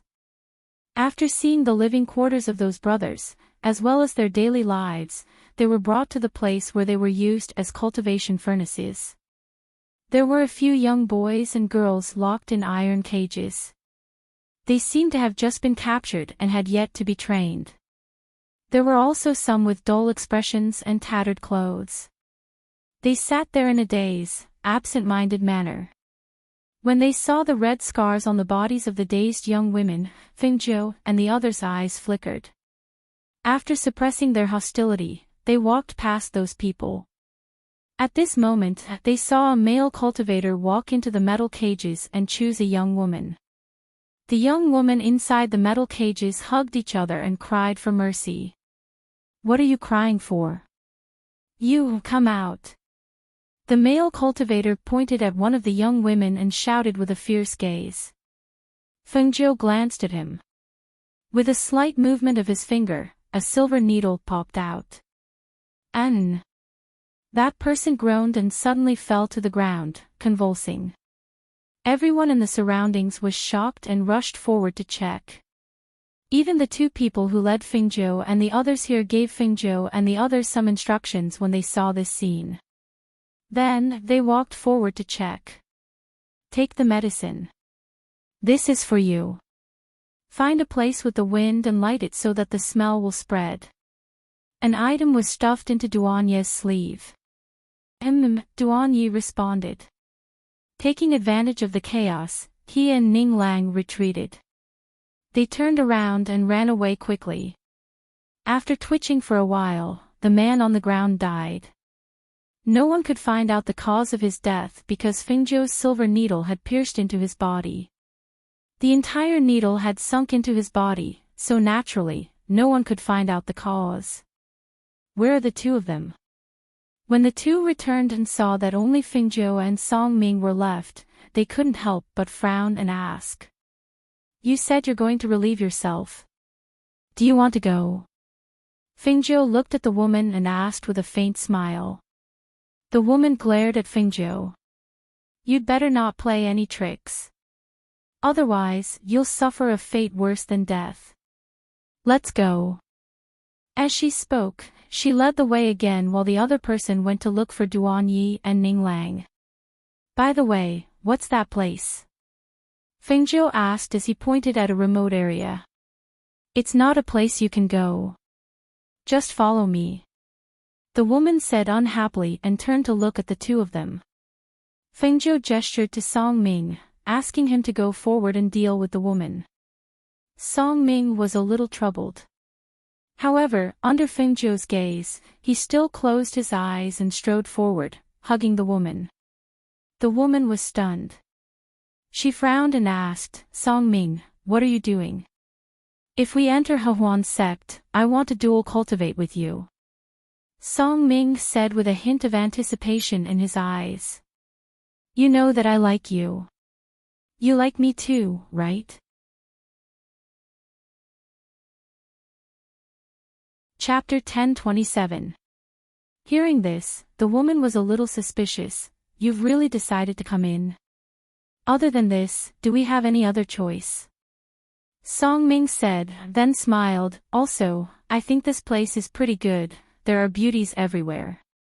Hearing this, and thinking about how Song Ming would occasionally take advantage of them along the way, the woman didn't doubt him, so she hooked her arms around his neck and smiled. That's true, other than this, you really don't have any other choice. As soon as she finished speaking, she saw her body stiffen, her whole body hung in Song Ming's arms, unable to say a word. Song Ming supported the woman in his arms and looked at Feng Zhou, only to see him glance around and say, Take her away, I'll go take care of the people around here. Be careful, Song Ming reminded her. Then, he helped the woman who couldn't move and walked forward.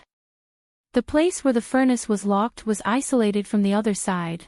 There were about 10 people guarding here, 2 of them were foundational cultivators. If she wanted to quietly take care of these people, she would have to spend a lot of effort. Therefore, she quietly approached. If she could quietly take care of them, then she would quietly take care of them. If she couldn't, then she would come out and tempt them. After all, most of them were women. After quietly taking care of 12 people, she approached the 2 foundational cultivators. Before she even got close, they noticed her. What are you doing here? Where are the 2 people who led you here? The 2 frowned and stared at Feng Zhou. Feng Zhou smiled, her clear eyes fell on the 2 people. They were the 2 foundational cultivators she saw in the hall earlier. Therefore, she smiled, after I came out, I didn't see them. I'm not very familiar with this place and don't know the way, so I wanted to come over and ask. Hearing this, the 2 looked at each other, then their eyes fell on Feng Zhou, who was wearing a red robe, revealing a charming smile. I seem to remember, you're called Feng Zhou? Yes. She responded, then asked, Senior sisters, I wonder if you can let me in to drink a cup of water. Come in. He, aren't you afraid that we'll eat you? The 2 of them giggled. They clearly looked like they were in their 30s, but they were still very interested in a small and tender grass. Hearing this, Feng Zhou chuckled. Looking at the 2 women's voluptuous figures, she smiled and said, Senior sisters are as beautiful as flowers. If Feng Zhou really catches your eyes, wouldn't it be Feng Zhou's fortune? Dan Xiang, that mouth of yours sure knows how to talk. The 2 glared at Feng Zhou. One of them reached out a finger and lightly hooked Feng Zhou's red robe, saying, Come in. As soon as he finished speaking, he threw a coquettish glance at Feng Zhou, closed the door. All right. She responded softly and the smile on her lips deepened. She followed the 2 into the room and closed the door behind her. Not long after the door closed, a skinny foundation establishment cultivator stared at the closed door and chuckled, so he is also a hypocrite. I didn't expect this kid to have such a big appetite.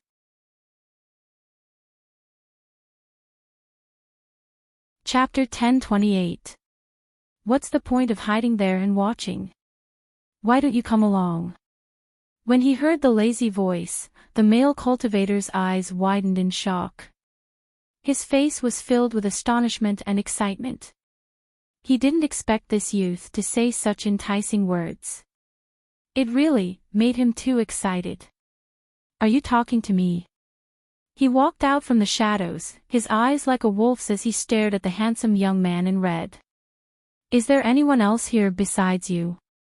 She raised her eyebrows and looked at him with a faint smile.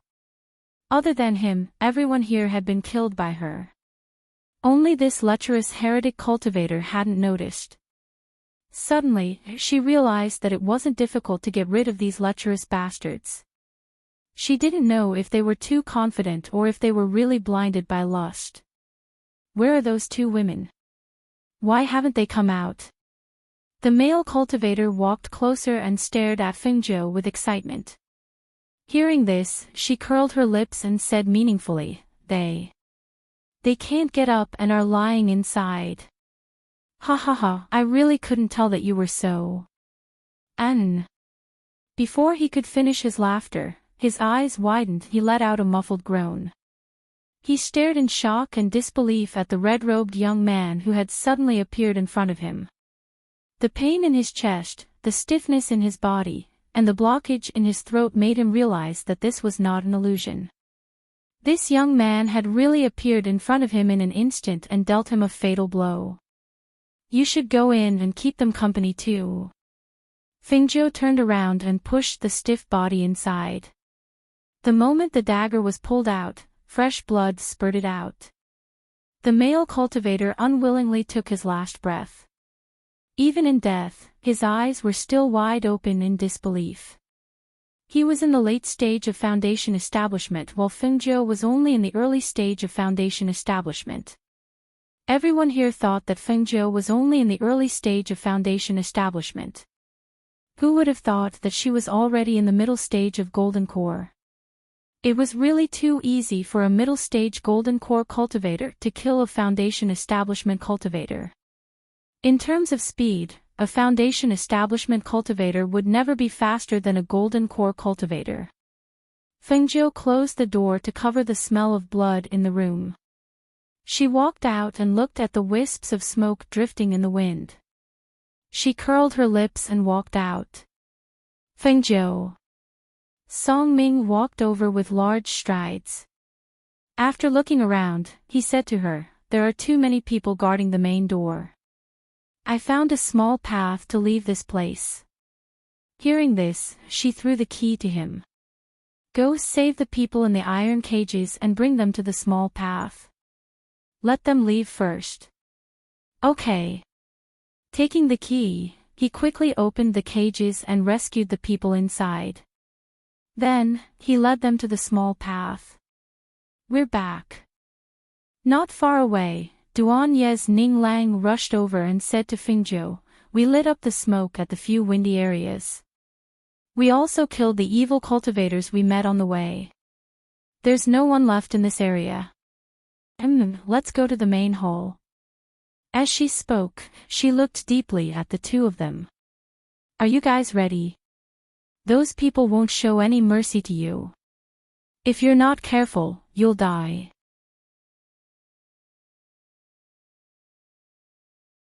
Chapter 1029. Next to her, Ning Lang also patted Yuan's belly and grinned. That's right. I'm a foundation building cultivator after all. I can't deal with those nascent soul-old monsters, but I can still deal with foundation building cultivators. If I really can't deal with them, I'll still run. I won't stand there stupidly and let them kill me. Hearing this, Fengzhou smiled.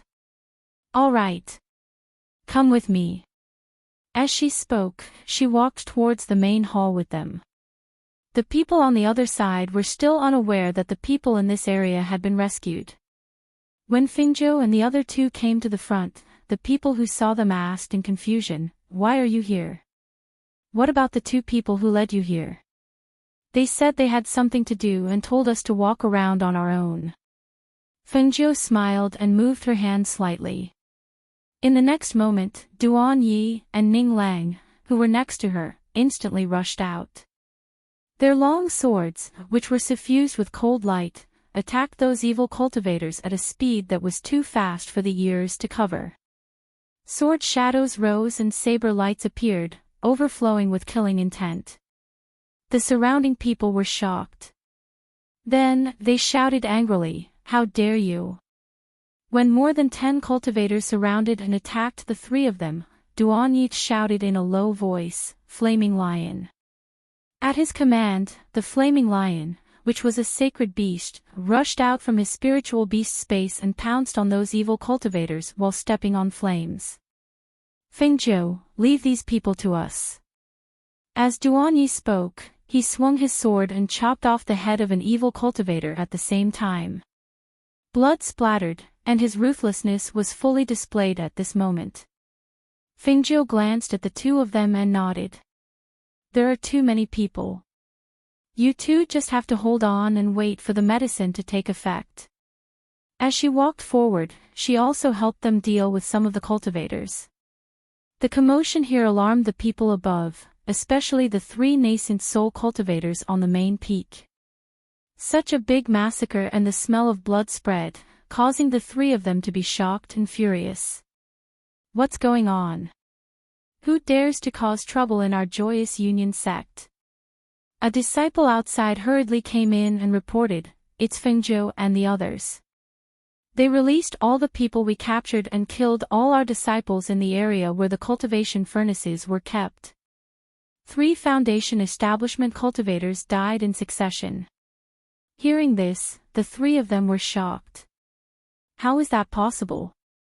How could they have killed a Foundation establishment cultivator without making a sound? He quickly rushed outside and looked down the mountain. What he saw made him feel shocked. Aren't they all drugged? Without the antidote, how did they condense their spiritual energy? At the foot of the mountain, the most dazzling figure was the red figure. He walked up the mountain as if there was no one around. Every disciple who tried to stop him was instantly killed by him. Especially when they saw the sharp sword in his hand that was glowing with a cold green light, they were even more shocked. Qingfeng sword. It's actually the Qingfeng sword. Why does he have the Qingfeng sword? Who is he? 3 shocked cries came from the 3 of them. The 3 of them looked at the Qingfeng sword in the red figure's hand in shock. That was an ancient divine weapon that had been missing for many years. How could he have it? Seeing the red-clothed youth holding the Qingfeng sword walk over like a god of death, not a single person was left alive. Wherever he went, corpses would fall to the ground. The 3 of them were shocked and suddenly came back to their senses. If this continued, all the disciples here would be killed by him. Chapter 1030. Below, Duan Yi and Ning Lang, who inadvertently looked up, were also shocked. Unconsciously, their eyes were blinded by the sharp cyan light. Azure Edge Sword. It was actually the Azure Edge Sword. Fengzhou actually held the Azure Edge Sword in his hand. How much did they not know about him? At this moment, they felt that when they thought they already knew him very well, he unexpectedly revealed a side that they would never have thought of. It made them feel that what they saw before, what they knew, was only the tip of the iceberg. Fengzhou. Who the hell are you? 3 figures came in front of Fengzhou. They waved away the disciples who rushed up and looked at the youth who showed the middle gold core stage cultivation in front of them. Their eyes revealed a touch of seriousness. This youth's bone age was only 17 or 18 years old, but he was already at the middle gold core stage. This kind of heaven-defying strength, even some big clans could not cultivate such a monster. Especially when he held the Azure Edge sword in his hand, his body's pressure and fierce aura were fully revealed. That domineering aura and the majesty of a superior made them even more frightened. He was definitely not an ordinary student of a 2-star academy. Hearing this, Fengzhou turned the Azure Edge sword in his hand. A cyan light flashed in a half-arc and fell at the feet of the 3 people. She looked at the 3 women and smiled. Now you want to ask me what I am? But don't you think it's too late? Fengzhou, you're just a middle gold core stage cultivator.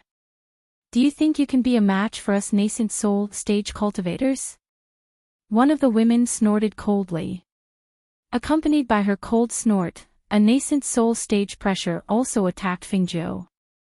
However, what made the three people's faces ugly was that in the face of a nascent soul stage cultivator's pressure, Fengjiu's expression did not change in the slightest. This made them stunned and frightened at the same time. Could it be that his cultivation was not just at the middle gold core stage? Could it be that he was still hiding his cultivation? Yes, before, didn't he suppress his cultivation to make them think that he was just a foundation establishment stage cultivator? But, a teenage nascent soul stage cultivator? Was it possible? I prefer to let strength speak for itself. As soon as she finished speaking, the azure-tipped sword in her hand flashed and a red figure rushed towards a nascent soul cultivator in front of her. Her extreme speed exceeded the speed of a golden elixir cultivator. Murderous intent surged from her body, and a powerful pressure emanated from her body. That was the pressure that she had been restraining all this time. It had the aura of an ancient divine beast. Her aura was domineering and extremely powerful. Feeling the pressure that was coming at them, the three of them were shocked, and a trace of astonishment flashed across their eyes. The pressure of an ancient divine beast. There was no mistake. The aura contained within that pressure caused their hearts to turn sluggish. The speed at which they should have dodged in the first instance had also slowed down a little. It was only when the cold green light was right in front of their eyes and the aura of death was right between their brows that the three of them suddenly trembled. They bit the tip of their tongues to stabilize their minds and swiftly dodged. Swish! Even though the nascent soul cultivator managed to avoid the fatal blow, his cheek was still injured by the terrifying sword chi. A streak of blood flowed down his cheek.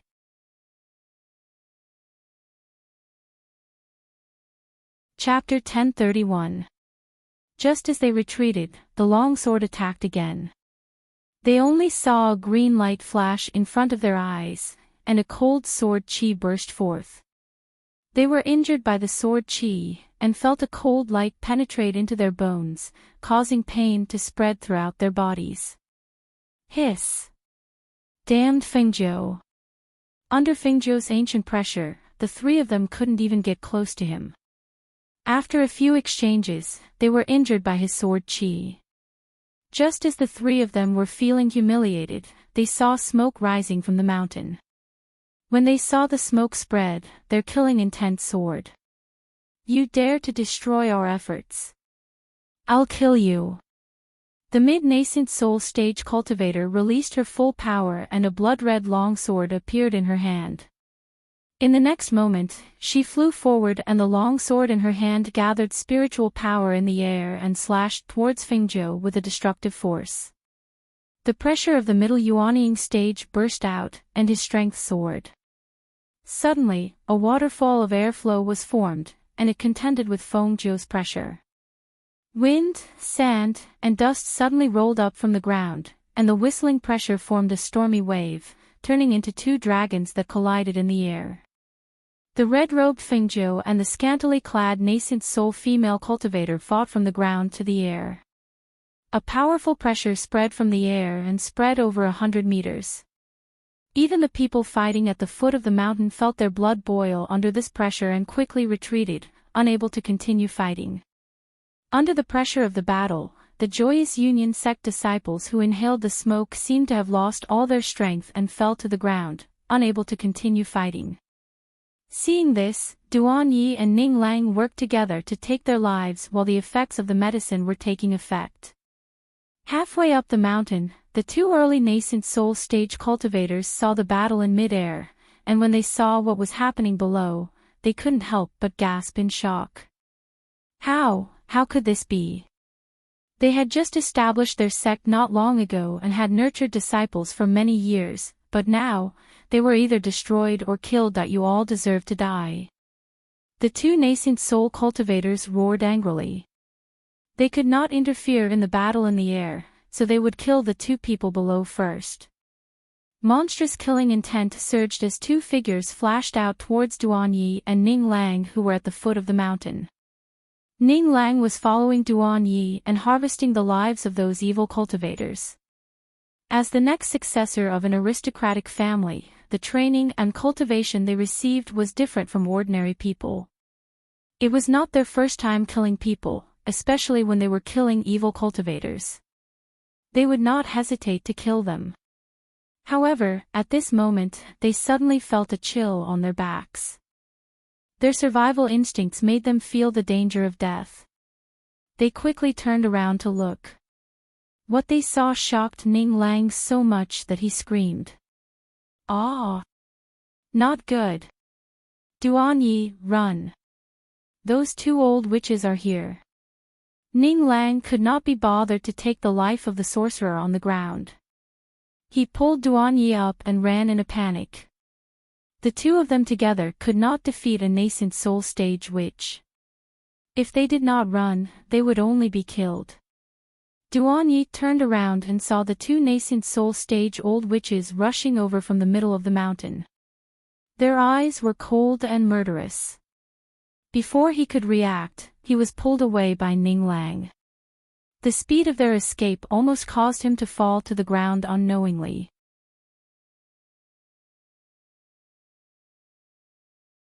Chapter 1032.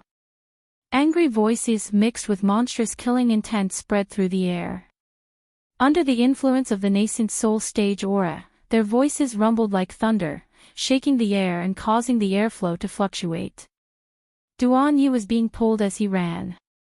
When he looked back, he saw that the flaming lion was still setting fire everywhere. He hurriedly shouted, "Flaming lion, run!" Of the two nascent soul stage cultivators, one was chasing after the flaming lion, while the other was chasing after Duan Yi and Ning Lang. Therefore, when they heard Duan Yi shout, they immediately snorted coldly, "Take care of yourself. Don't worry, even if you die, your contract beast will still follow behind you." Seeing that the nascent soul stage cultivator was getting faster and faster, as if she would be behind them in the blink of an eye, Duan Yi gritted his teeth and said, "Ning Lang, let go of me. I'll fight this old witch." "Fight what?" "That old witch is a nascent soul stage cultivator. You and I are only foundation establishment stage cultivators. Even if there are 10 of us, we won't be a match for that old witch. Run, don't be long-winded." Ning Lang, the little fatty, was not slow when he ran. He wiped his sweat as he ran. Because of his nervous and worried expression, he did not dare to relax and slow down. He pulled Duan Yi and ran to be chased by the old witch behind them. He looked back and said while panting, Fortunately, I didn't learn anything else but this escaping skill. Duan Yi, you have to thank me. Otherwise, you would have been caught by that old witch long ago. When you return to your home, you have to remember to send some gifts to my home. It's best if it's something valuable. If not, gold coins will do. Then I won't let you go in vain. Phew, I'm so tired. Duan Yi also noticed that his escaping speed was not slow at all. It was as if his feet were smeared with oil. He pulled him and ran at a speed that was not slower than him. However, it was not a way to go on like this. That old witch is catching up. Ning Lang, let go of me quickly. Otherwise, both of us will die. Let go of what?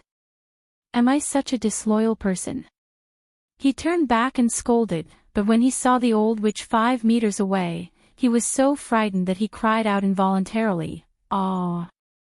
The old witch is catching up. You damn fatty. Shut up." Hearing the two of them talking about her while running in front of her and calling her an old witch, the nascent soul evil cultivator was so angry that her face turned red. Seeing that the two of them were right in front of her, she immediately condensed a powerful airflow in her palm and suddenly attacked them. "Shut your mouth forever." The two of them couldn't help but turn around in shock. They wanted to avoid it, but due to the inertia of running forward, they couldn't stop themselves from changing directions. Seeing the powerful airflow coming towards them, the two of them knew that they couldn't avoid it and their hearts sank. They gritted their teeth and tried to block the attack. However, at this moment, they heard a deafening roar. The two of them looked over, only to see a white figure suddenly knock them out of the way. Due to the force of the collision, the two of them rolled on the ground for nearly 10 meters. After quickly getting up, the two of them saw that the figure that knocked them out of the way was Fingzhou's swallowing cloud. Roar! The majestic Tun Yun had regained its original majestic body. The pressure and aura of a divine beast were fully displayed as it recovered. It was tall and big, like a tiger or a lion. It stood in front of Duan Yi and Ning Lang in an overbearing manner, guarding them. Swallowing cloud.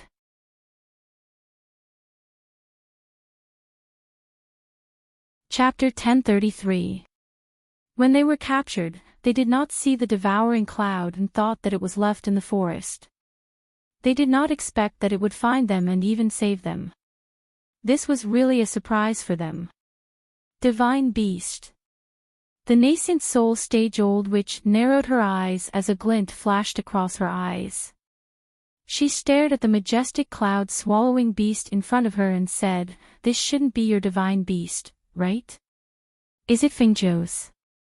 A mere teenager, not only had the green-edged sword, he even had a contract with an ancient divine beast and a divine beast. This Fingzhou, just who was he? With just the few of them, they were able to easily destroy the Joyous Union sect which they painstakingly built up. They were really capable. Ah! All of a sudden, Ning Lang exclaimed and said, "I'm really stupid. I only cared about escaping and forgot that I have a treasure for escaping." As he said that, he took out a pair of golden boots from his dimensional storage and changed into them. Duan Yi took a look and asked in surprise, "Isn't this the cloud-chasing boots?" "You actually have it." This was a good treasure. A pair of cloud-chasing boots was a magical treasure for escaping. With this speed, even a Yuaning cultivator would not be able to catch up to it. He heard before that the cloud-chasing boots appeared in an auction but was bought at a high price. He did not expect it to be in the hands of little Fatty. Hearing that, Ning Lang proudly raised his chin and said, "Why don't you think about who I am? I am the young master of Ning City. Don't think that only you guys have contracted beasts or treasured swords. I am also a person with treasures. Any one of them would be enough to scare you guys to death." Hearing that, the corner of Duan Ye's mouth twitched and he could not be bothered to talk to him anymore. The Yuaning cultivator's face was gloomy as he clenched his fists and emitted a baleful aura. These youths really made them extremely shocked. Forget about that Fingzhou, they already felt that he was the most unusual amongst the youths. But they did not expect that this unremarkable little fatty would be able to casually take out such a treasure. At this moment, she really regretted it. Because she was too confident, she didn't let the disciples search them and take away all their treasures. It was only at this moment that they realized that the items in the Qianquan bags that were taken from them could not be considered as items at all. The items in the Qianquan bags were things that they were not afraid of being taken away. The real good things were hidden on them. "Swallow Cloud, I'll leave that old witch to you. Fight if you can, and run if you can't." Duan Yi shouted at the cloud-swallowing beast. Seeing that the nascent soul old witch could not catch up with his flaming lion and was running towards them, he immediately grabbed Ning Lang's hand and shouted, "What are you staring at? Run quickly. The old witch over there is here." "Ah. Where? Where?" Ning Lang was shocked and quickly looked around. Sure enough, he saw the nascent soul stage old witch rushing towards them from not far away. He was so frightened that he screamed and ran away with Duan Yi. The Yuaning cultivators are indeed Yuaning cultivators. They are all shameless. These two old things are more than 200 years old. How dare they bully us young children? They are too shameless. Hearing Ning Lang's aggrieved and angry words, Duan Yi said angrily, "Don't be long-winded. Run." After Fengzhou kills that yawning middle-stage old witch, these two will not be far from death.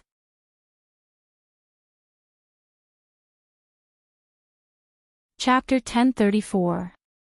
Ning Lang turned back and scolded, "Only an idiot wouldn't run. Do you think we are like you? Darn old witch, chase me if you have the guts. If you can catch me, I'll give it to you." Under his feet, the pair of golden boots came into play. He ran as fast as the wind, making it impossible for the yawning cultivator to catch up even if she wanted to. However, she was unwilling to let the both of them go just like that. Thus, she clenched her teeth and chased after them. Especially when she heard little Fatty scolding her from time to time but was unable to catch him, the yawning cultivator was angered to the point she almost vomited blood. "Darn you, darn little Fatty. Don't let me catch you. If not, I will skin you alive." The yawning cultivator was driven mad as she chased after him with all her might. The most hateful thing was that even though the person in front was provoking her, she could not catch up to him at all. The other yawning cultivator was entangled by Swallowing Cloud. A man and a beast were fighting there. Swallowing Cloud's roar and the other party's attack on the ground could be heard from time to time, causing the ground to tremble slightly. Just at this moment, a mournful voice sounded from the middle of the mountain. The voice was sharp and angry, causing them to look towards the middle of the mountain. "Fengzhou. Who are you?"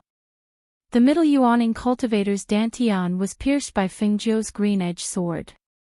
The green-edged sword pierced through from the front to the back and fresh blood flowed down the blade. The middle yawning cultivator held onto the sword with both hands and allowed the fresh blood to flow down. Her eyes were fixed on the red-clothed youth in front of her, as though she would not give up until she found out who he was. In mid-air, the youth's red robes fluttered in the wind and his black hair flew messily, brushing past his handsome face. She held the azure-edged sword in her hand. At this moment, the sharp azure-edged sword that had collided with the nascent soul of the female nascent soul cultivator shattered her nascent soul and pierced through her body. If she pulled out the azure-edged sword at this moment, fresh blood would spurt out and the evil cultivator whose blood vessels had been severed would die from the violent gush of blood. Therefore, her hands were tightly gripping the blade of her sword. Her enchanting eyes were fixed on Fengzhou. She wanted to know why she was about to die. "I am Fengzhou." His voice was calm, but it contained the domineering aura of an expert, causing people's hearts to involuntarily tremble. Just as her voice rang out, she pulled back her Qingfeng sword. In an instant, fresh blood spurted out and the figure fell from the sky as if it had lost its support. It looked at the red-robed young man standing in the air and swallowed its last breath. However, it could never close its eyes as it stared fixedly at the figure. Bang! A heavy thud was heard as the mid-stage nascent soul cultivator fell halfway down the mountain. Her body rolled down until it was blocked by a rock. At this moment, she was no longer as beautiful and enchanting as before. All that could be seen was a mangled mess of flesh and blood. Hiss. Gasps could be heard from the foot of the mountain. When the two nascent soul cultivators saw what had happened, they were filled with shock. They looked at the red figure in disbelief, and then at the handsome young man. They couldn't believe that he, a gold core cultivator, could kill a mid-nascent soul stage cultivator. At this moment, fear and the desire to escape arose. Because of their fear and shock, only one thought appeared in their minds.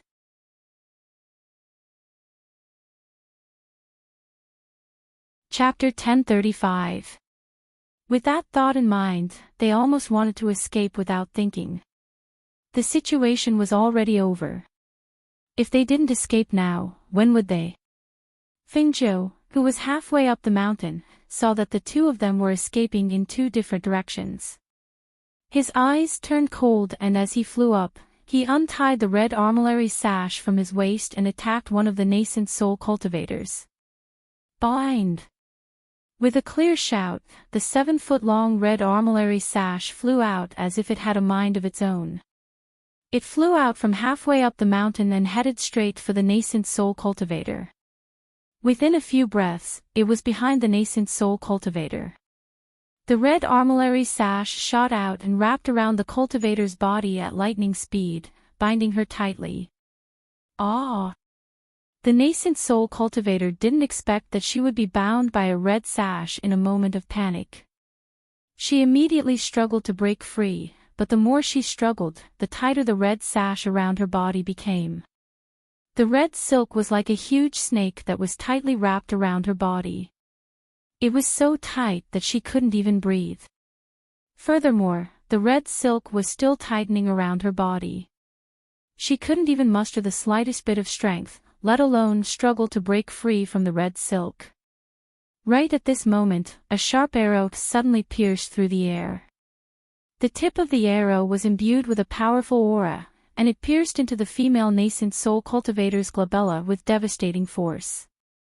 As fresh blood spurted out, the body fell down. However, a blood-colored nascent soul darted out of her body and tried to escape in a panic. Immediately after, a second arrow shot out and pierced through the blood-colored nascent soul. The nascent soul fell and was swallowed by Tun Yun, who pounced on it. Duan Yi and Ning Lang were stunned for a moment. They looked in the direction of the arrow and saw Song Ming standing on the mountain top not far away, holding a bow and arrow in his hand. Damn! What kind of treasure is that? It doesn't look like an ordinary bow and arrow. Ning Lang said curiously as he stared at the bow and arrow in Song Ming's hand. He realized that the arrow flew back to his hand automatically as if it had a mind of its own. He was even more certain that it was definitely a treasure on the level of a magic treasure. Bang! Swoosh swoosh! Bang! The sounds of battle from the other side drew their attention back. Fengjiu was fighting with the remaining nascent soul female cultivator. The nascent soul evil cultivator knew that she was doomed, so she didn't hold back and fought to the death. At this moment, she no longer had any extravagant hopes of killing Fengjiu. She only thought that it would be good enough if she could save her own life. However, the more she fought, the more she felt that Fengjiu was the type of person who became more and more courageous. It could be said that this red-clothed young man called Fengjiu was a born warrior. His speed was extremely fast, and his attacks were crafty and ruthless. He didn't seem like a cultivator in the middle stage of the Aurus core stage at all. Instead, he seemed like an old monster in the peak stage of the nascent soul stage. The battle between the two affected the surrounding ground. Air currents surged and sword chi collided, creating deep craters on the ground. Dust and smoke flew up. The air pressure formed by the air currents of the experts spread out. Time to end this. Fengjiu's voice was cold and filled with killing intent. The nascent soul evil cultivator was still thinking of how to escape when she saw Hong Yi rush over and appear in front of her in an instant. The green sword that was glowing with a green light and carried an aura of death as it slashed towards her.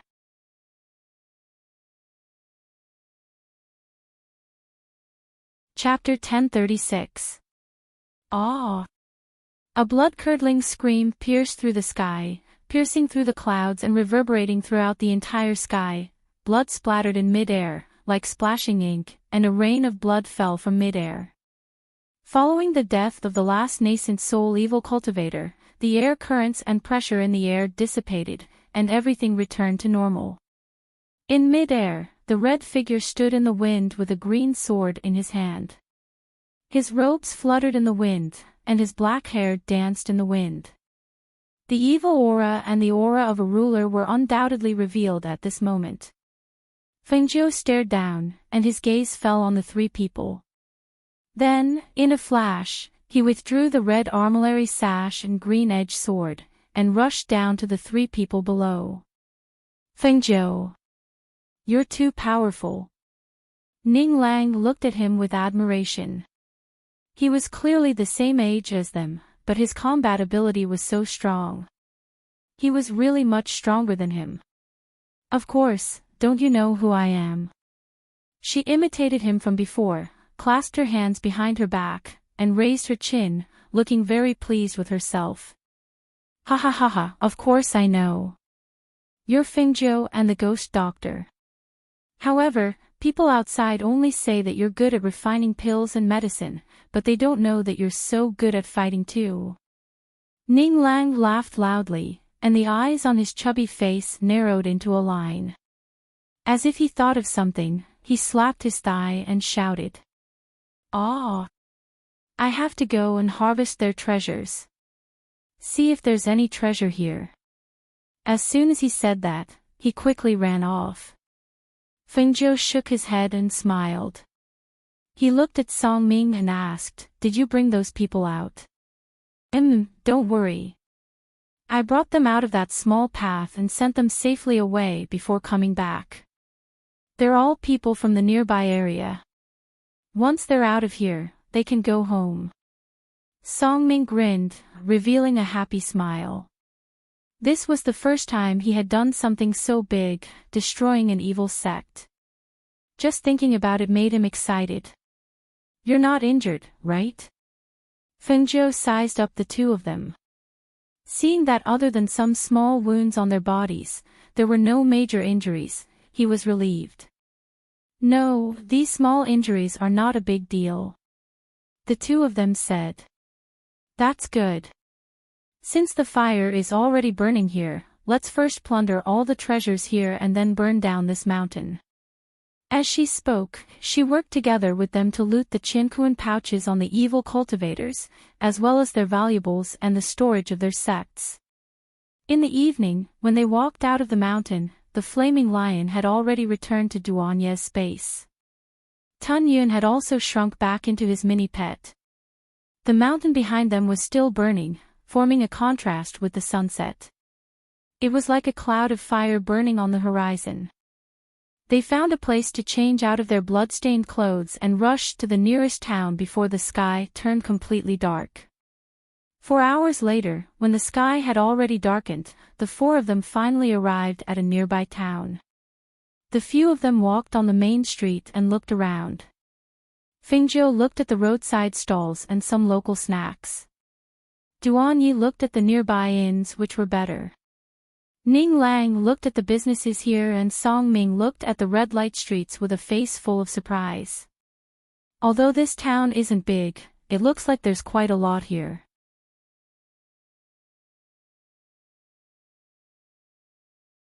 Chapter 1037. Seeing the three people looking at him, he smiled embarrassedly and waved his hand. No, I'm just saying. At most, I'll just take a look. Don't worry, I won't go. There's an inn in front. Let's go there and rest first." Duanyi pointed to an inn in front and said. "An." Fengzhou responded, then turned to Song Ming and said, "Don't cause any more trouble. We've been here long enough." I know. Song Ming responded, touched his head, and followed behind them to the inn. After resting for a night, until the next morning, they got up and ate breakfast on the first floor. When they heard some of the guests in the inn talking about the fire in the mountain, they looked at each other and ate quietly. "That place is an evil sect. I heard that they caught a lot of people there. Some of the forces in the nearby towns can't do anything to them. I heard that there are 3 nascent soul stage-old monsters guarding there. Each of them has a powerful cultivation base and a powerful charm technique. No matter how strong a person's willpower is, once they enter there, they can't get out." "Yes, I also heard about this. It said that it's a branch of the Hehuan sect." When some forces saw that there were 3 nascent soul stage cultivators guarding the evil sect, they also cleaned up the snow in front of their own door. This time, I don't know who it is, but they actually wiped out the Hehuan sect overnight. Yes. The fire has been burning since last night, and the fire hasn't subsided. Many people were attracted by the fire last night. It said that everything inside has been burned to ashes. This is getting rid of evil for the people. I really don't know which hero is so good, doing a good thing that others can't do. I don't know. Those people who were saved are probably still in shock. Maybe after a few days, they will naturally tell us what happened. And that's true.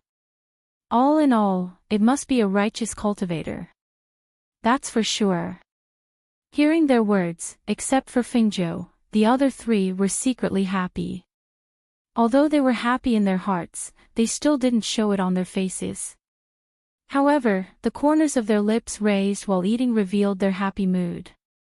Fengzhou smiled and ate his breakfast quietly. She was already used to this kind of thing, so she didn't think much of it. However, they were all teenagers, so it was probably their first time doing something like this. It was the first time they were praised like this, so it was inevitable that they were happy. Fengzhou, you should have information on Luo Fei, right? That guy is a slippery one. How do you plan to take him away? Duan Yi asked as he looked at the person sitting opposite him. Yes, I've looked through the information of the four of you before I came out. As she spoke, she glanced at the three of them. All of you are troublemakers. You're quite capable of causing trouble. We can take this as a compliment from you. The three of them grinned. Now that they were familiar with each other, they felt more at ease with each other. She put down her chopsticks, wiped the corners of her mouth, and said leisurely, "It's good to be thick-skinned. You can do what others can't. All right, hurry up and eat. Once we're done eating, we'll leave and reach the Luo residence before evening."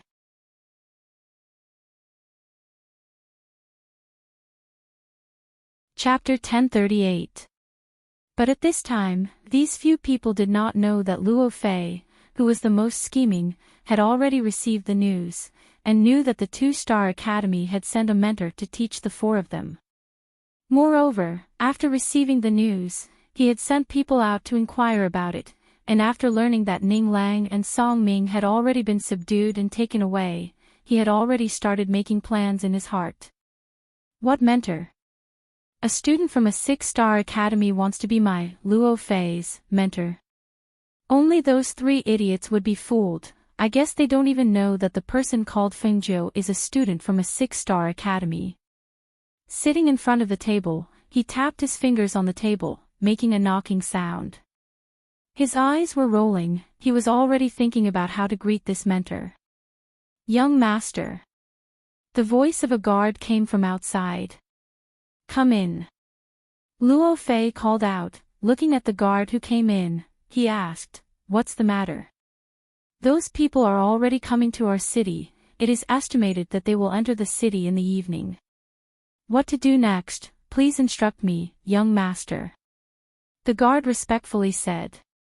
Hearing this, Luo Fei paused for a moment, and then said, "Send someone to wait outside the city gate 100 meters away.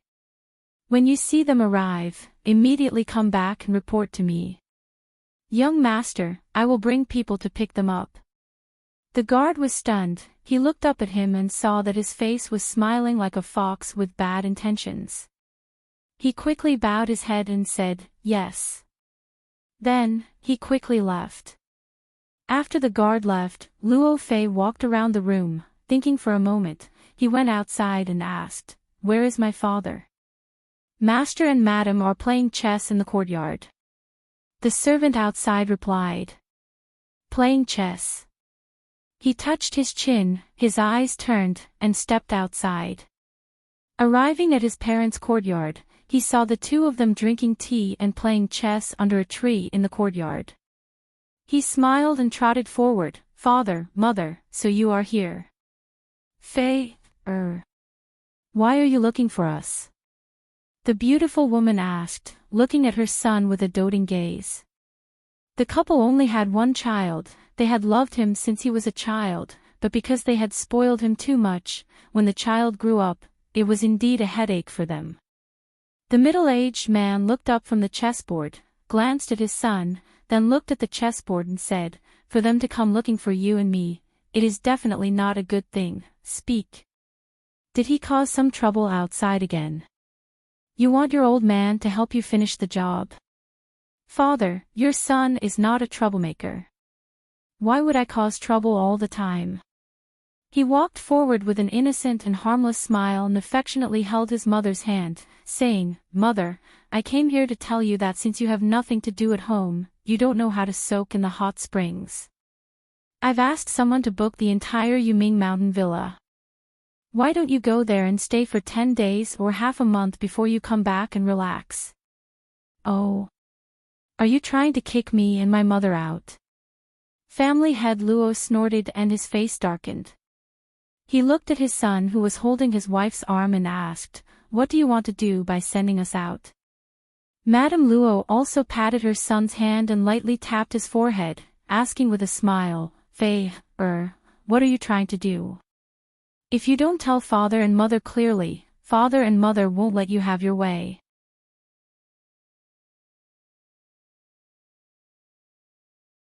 Chapter 1039.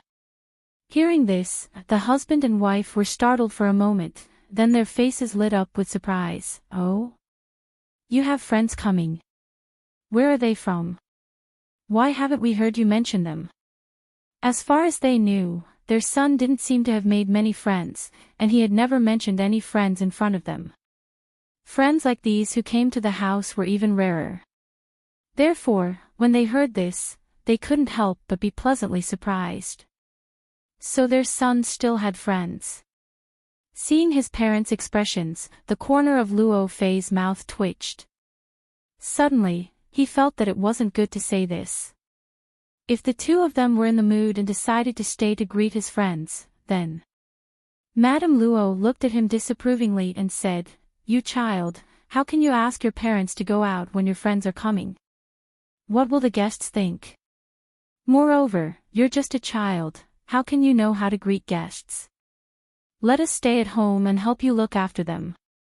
Don't worry, we won't let your friends feel restrained."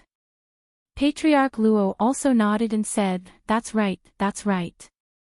Your father also wants to take this opportunity to meet some of your friends.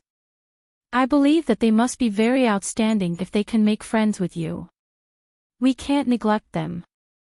Hearing this, Luo Fei couldn't maintain the smile on his face. The corner of his mouth twitched and a few black lines appeared on his forehead. Looking at his parents who were excitedly discussing how to greet the guests, he suddenly felt like he had lifted a rock and smashed it on his own feet. "That, father, mother, actually I can."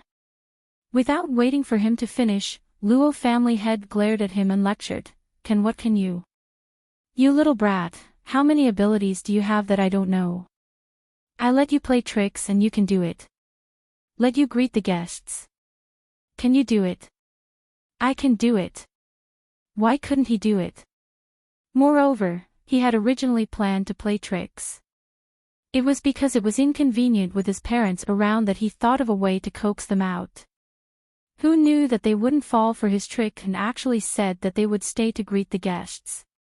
All right, it's settled then. Father and mother will stay to greet the guests. Don't worry, we won't be rude with us around. Otherwise, when your friends come and see the host of the house hiding, how would that be? Madame Luo said and asked with a smile, Come, tell mother, how many of your friends are here to look for you? When will they arrive?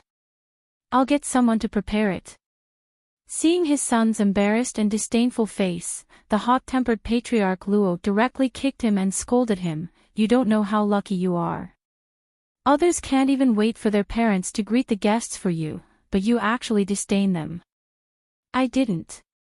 He hurriedly dodged and looked at his mother with a wronged expression. Who knew that his mother wouldn't help him? Fei, quickly tell us, when will your friend arrive? Do we need to send someone to pick them up? They've never been to our house before, so I'm afraid they don't know the way. Take your men and wait at the city gate. Bring them home. Mother. Listen to me, go. With a smile on her face, she turned to the Luo clan's head and said, it's rare for Fair to have a friend here, so we mustn't be impolite. I'll go and arrange for a few guest rooms to be prepared. All right, go ahead.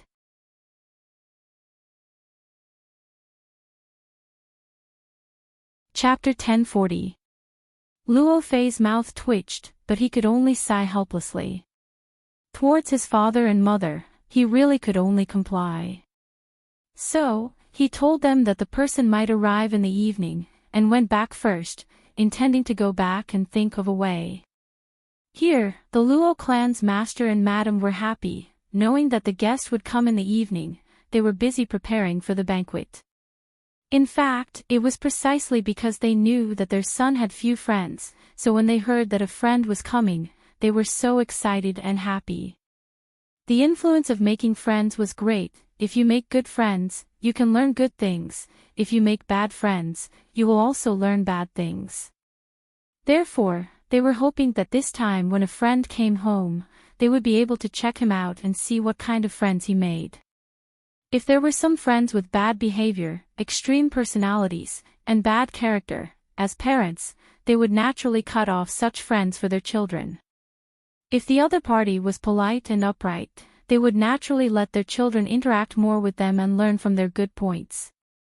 Teenage children were in a rebellious state of mind. Many times when they came in contact with bad people, it was very easy for them to learn bad things. As parents, they would not harm their children, they would only worry about their children. Until the evening, the guard had not reported that the person had arrived at the gate, but Luo father and Luo mother had already urged him to go out and wait. Helpless, he had to wait outside the gate. Luo Fei, who was sitting on a rock, looked around in boredom with a green foxtail in his mouth. There were so many people entering the city, but the person he was waiting for still hadn't arrived. He couldn't help but stand up and kick the rock. Still not here. Didn't they say in the evening? Making this young master wait here for so long, this face is really big. Young master is coming, coming. A guard shouted, pointing to a few people who were not far away. Hearing this, Luo Fei looked at the people coming. Sure enough, he saw a red figure with 3 people and a small pet coming over. His eyes swept past the 3 people, and fell on the body of a dazzling red-clothed youth. His eyes flashed with a touch of surprise. This kid was the mentor. A place like the 6-Star Academy, unexpectedly there was such an outstanding person. It was said that he had turned the holy land of the 2-Star Academy into a mess, and had even advanced to become a Jindan stage cultivator. TSK, a 17 or 18-year-old golden core cultivator, this talent was indeed a bit monstrous. It would be difficult to find a genius from a second-tier country that could compare to him. Pay. What did he mean by it was difficult to find someone who could compete with him? Only a brat from a 6th-tier country would not be taken seriously by him.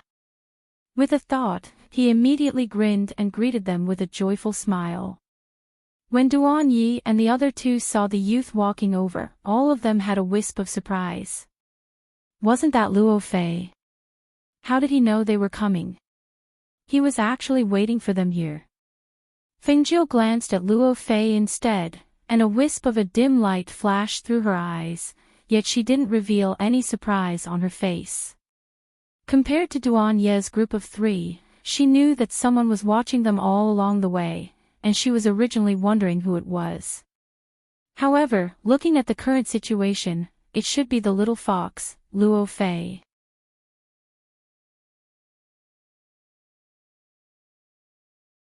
Chapter 1041.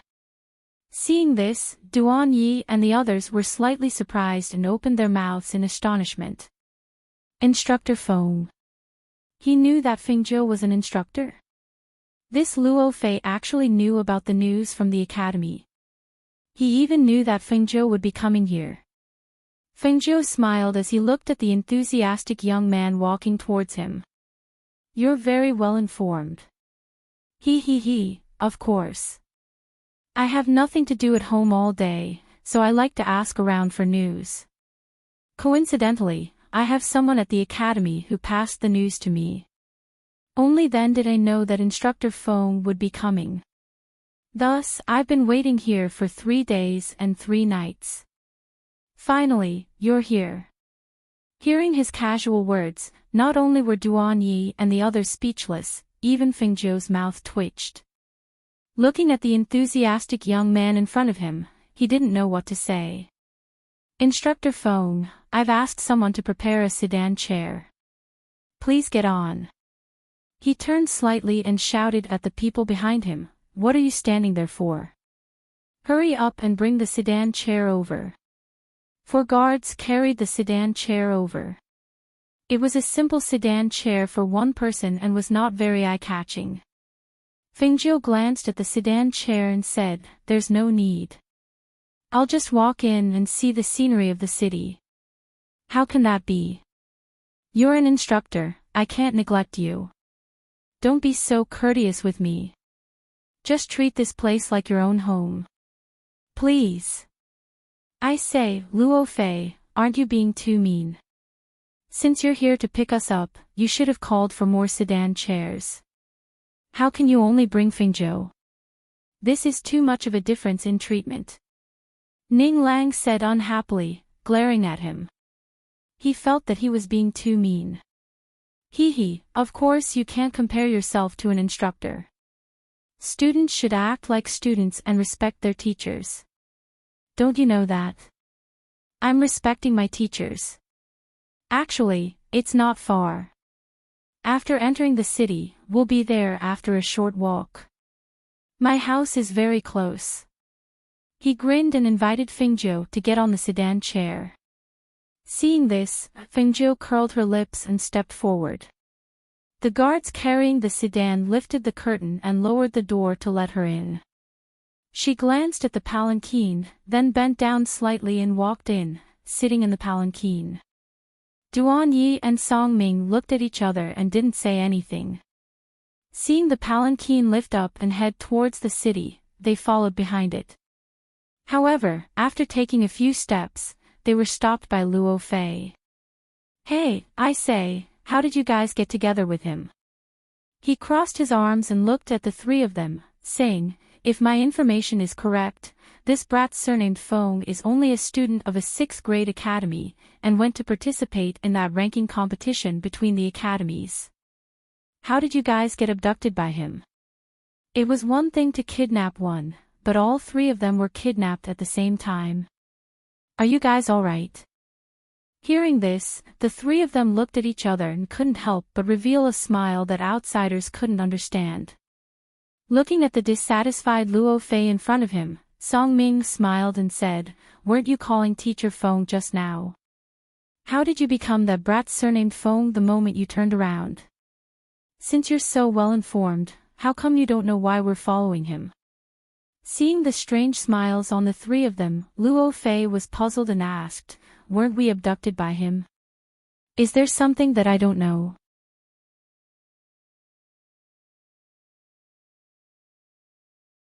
Chapter 1042. The group entered the city and headed towards the Luo residence. When they passed by the most bustling central street in the city, Luo Fei, who was walking in front with Duan Yi and the others, turned around and signaled to the cultivators behind him. Then, he spoke to Duan Yi and the others beside him and walked faster. When the cultivators saw his gaze, they paused for a moment and pressed the mechanism of the palanquin at the same time. There was a click, as if something was emitted. Even Duan Yi and the others in front turned around to take a look. However, nothing happened. Luo Fei, who was walking in front, turned around to take a look. He was surprised and couldn't help but slow down. He came to the side of the palanquin and called out, "Teacher." When Duan Yi and the others saw this, they looked at each other and also slowed down to the side of the palanquin. When they saw Luo Fei calling out, they couldn't help but look at him strangely and asked, "What are you doing?" Luo Fei glanced at them and called out again, "Teacher. Teacher Feng." After calling out twice, no one responded. Thus, he reached out and lifted the curtain to take a look inside. When he saw, he couldn't help but be stunned. Where is he? When Duan Yi and the others saw this, they couldn't help but be stunned. Looking at the empty palanquin, they couldn't react. The cultivators carrying the palanquin were stunned. After putting down the palanquin, they looked inside and said, I don't know. We didn't see him get off the palanquin. You set up a mechanism in this palanquin. Song Ming looked at Luo Fei and asked, what are you doing? Even if I set up a mechanism, I can't make him disappear. But now, where did he go? He was also confused. He didn't know when the person in the palanquin disappeared. Look for him. Why did you make her disappear for no reason? What do you mean by this?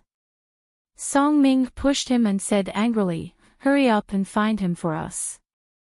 How do we find him? Look back. Could he have gotten off the palanquin when we entered the city? Let's go back and ask. As Luo Fei spoke, he hurriedly ran back. The others followed him and asked passers-by if they had seen the man and the beast. At the same time, the red-robed Fingzhou stood at the entrance of the Luo clan with Tun Yun in his arms. He could not help but smile when he saw the door open. An old man walked in and looked at Fingzhou with a smile. May I ask if young master is looking for my young master? I'm looking for your master, Fingzhou said. Young master, please follow me. The old man smiled and invited Fingzhou in, saying, our young master said that he had a friend coming today, so this old servant thought that you were our young master's friend. Yes, I just saw your young master. He went out of the city to pick us up. However, I think he's still behind. He should be back in a while. Fingzhou chuckled as he strolled in leisurely. He stroked Tun Yun's soft fur with one hand. Our master and madam heard that young master's friend was coming and specially waited at home. They were afraid that young master wouldn't be able to greet them. When master and madam see young master, they will be very happy. The housekeeper brought Fingzhou to the front hall and said, young master, please wait for a moment. This old servant will go invite our master and madam. All right. She nodded and sat down in the hall. The old man hurriedly left to report. Not long after, Patriarch Luo and Madame Luo arrived together. When they saw the red figure sitting in the hall, their eyes lit up and they couldn't help but praise her in their hearts.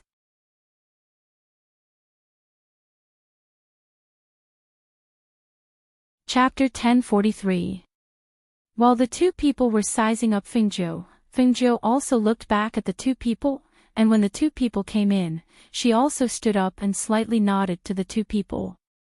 Luo clan head, Madame Luo. Ha ha ha, this young master, please sit down.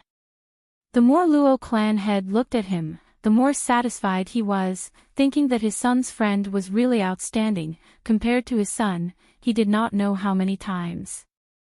He saw that he was wearing a red robe, dazzling like fire, with infinite magnificence. The young man was wearing a red robe that was wantonly showing off, that kind of noble aura that came from his bones and that kind of demonic temperament mixed with each other, coupled with that handsome and outstanding face. It was really amazing at first glance. One could tell that he came from an excellent clan, and had received excellent training, to have such a demeanor and temperament. I don't know how to address young master. Luo clan head asked with a smile, looking at the young man in red sitting below. My surname is Feng, my name is Zhou, Luo clan head can call me Fingzhou. Then you must be the friend that Fei mentioned. Madame Luo gently smiled, and said, Fei told us this morning that a friend was coming. We have been preparing since this morning, for fear of neglecting the guest. Young Master Feng, since you have come, you must stay here for a few more days. Then, as if thinking of something, Madame Luo said, oh right, is young Master Feng also a student of a 2-star academy? I did not expect that my Fei would be able to make such an outstanding friend like young Master Feng. Hearing this, Fingzhou smiled and said, the two of you misunderstood. I am not a student of a 2-star academy. While speaking, she took out the identity jade card of a 2-star academy teacher and handed it over. I am a teacher of a 2-star academy. The dean handed over Luo Fei and the other 3 students to me, therefore, I came here to take them away. Teacher. The husband and wife were very surprised, such a young teacher. Taking a look at the jade card, they found that she really was a teacher of a 2-star academy. Perhaps it was because the Luo family had yet to spread the portrait of the ghost doctor, therefore, even the Luo family head did not know that this red-clothed youth in front of him was the renowned ghost doctor of various countries. In addition, now that he had seen his identity jade token, he would not think too much about it. Yes, Luo Fei told the 2 of you. It should be us. Other than me, there are 3 other students from the same academy who came with me this time. Speaking of this, the corners of her lips curled up into a smile. But I reckon that they're still outside. Perhaps they'll be back in a while. I see. The husband and wife looked at each other and smiled. After knowing what had happened, they chatted with Fengzhou in the hall while waiting for them to return. However, this wait actually lasted for more than 2 hours. It was only when the sky outside had darkened that they saw the steward quickly walk in to report. Master, Madam, young master and the others have returned. As soon as the housekeeper finished speaking, a figure walked in, panting heavily. When he saw the red-clothed youth sitting inside and chatting with his parents with a happy smile, the anger he had suppressed all the way couldn't help but erupt. The moment he stepped into the hall, he angrily shouted. Surnamed Feng. Why are you here? You're tuning into the LoveLore Library YouTube channel. We're so grateful for your support and don't forget to subscribe to join us on this incredible journey through captivating stories. Your generosity through donations truly makes a world of difference, as it's the primary source of revenue that allows me to expand and enhance this channel for you. Thank you from the bottom of my heart for being a part of this adventure.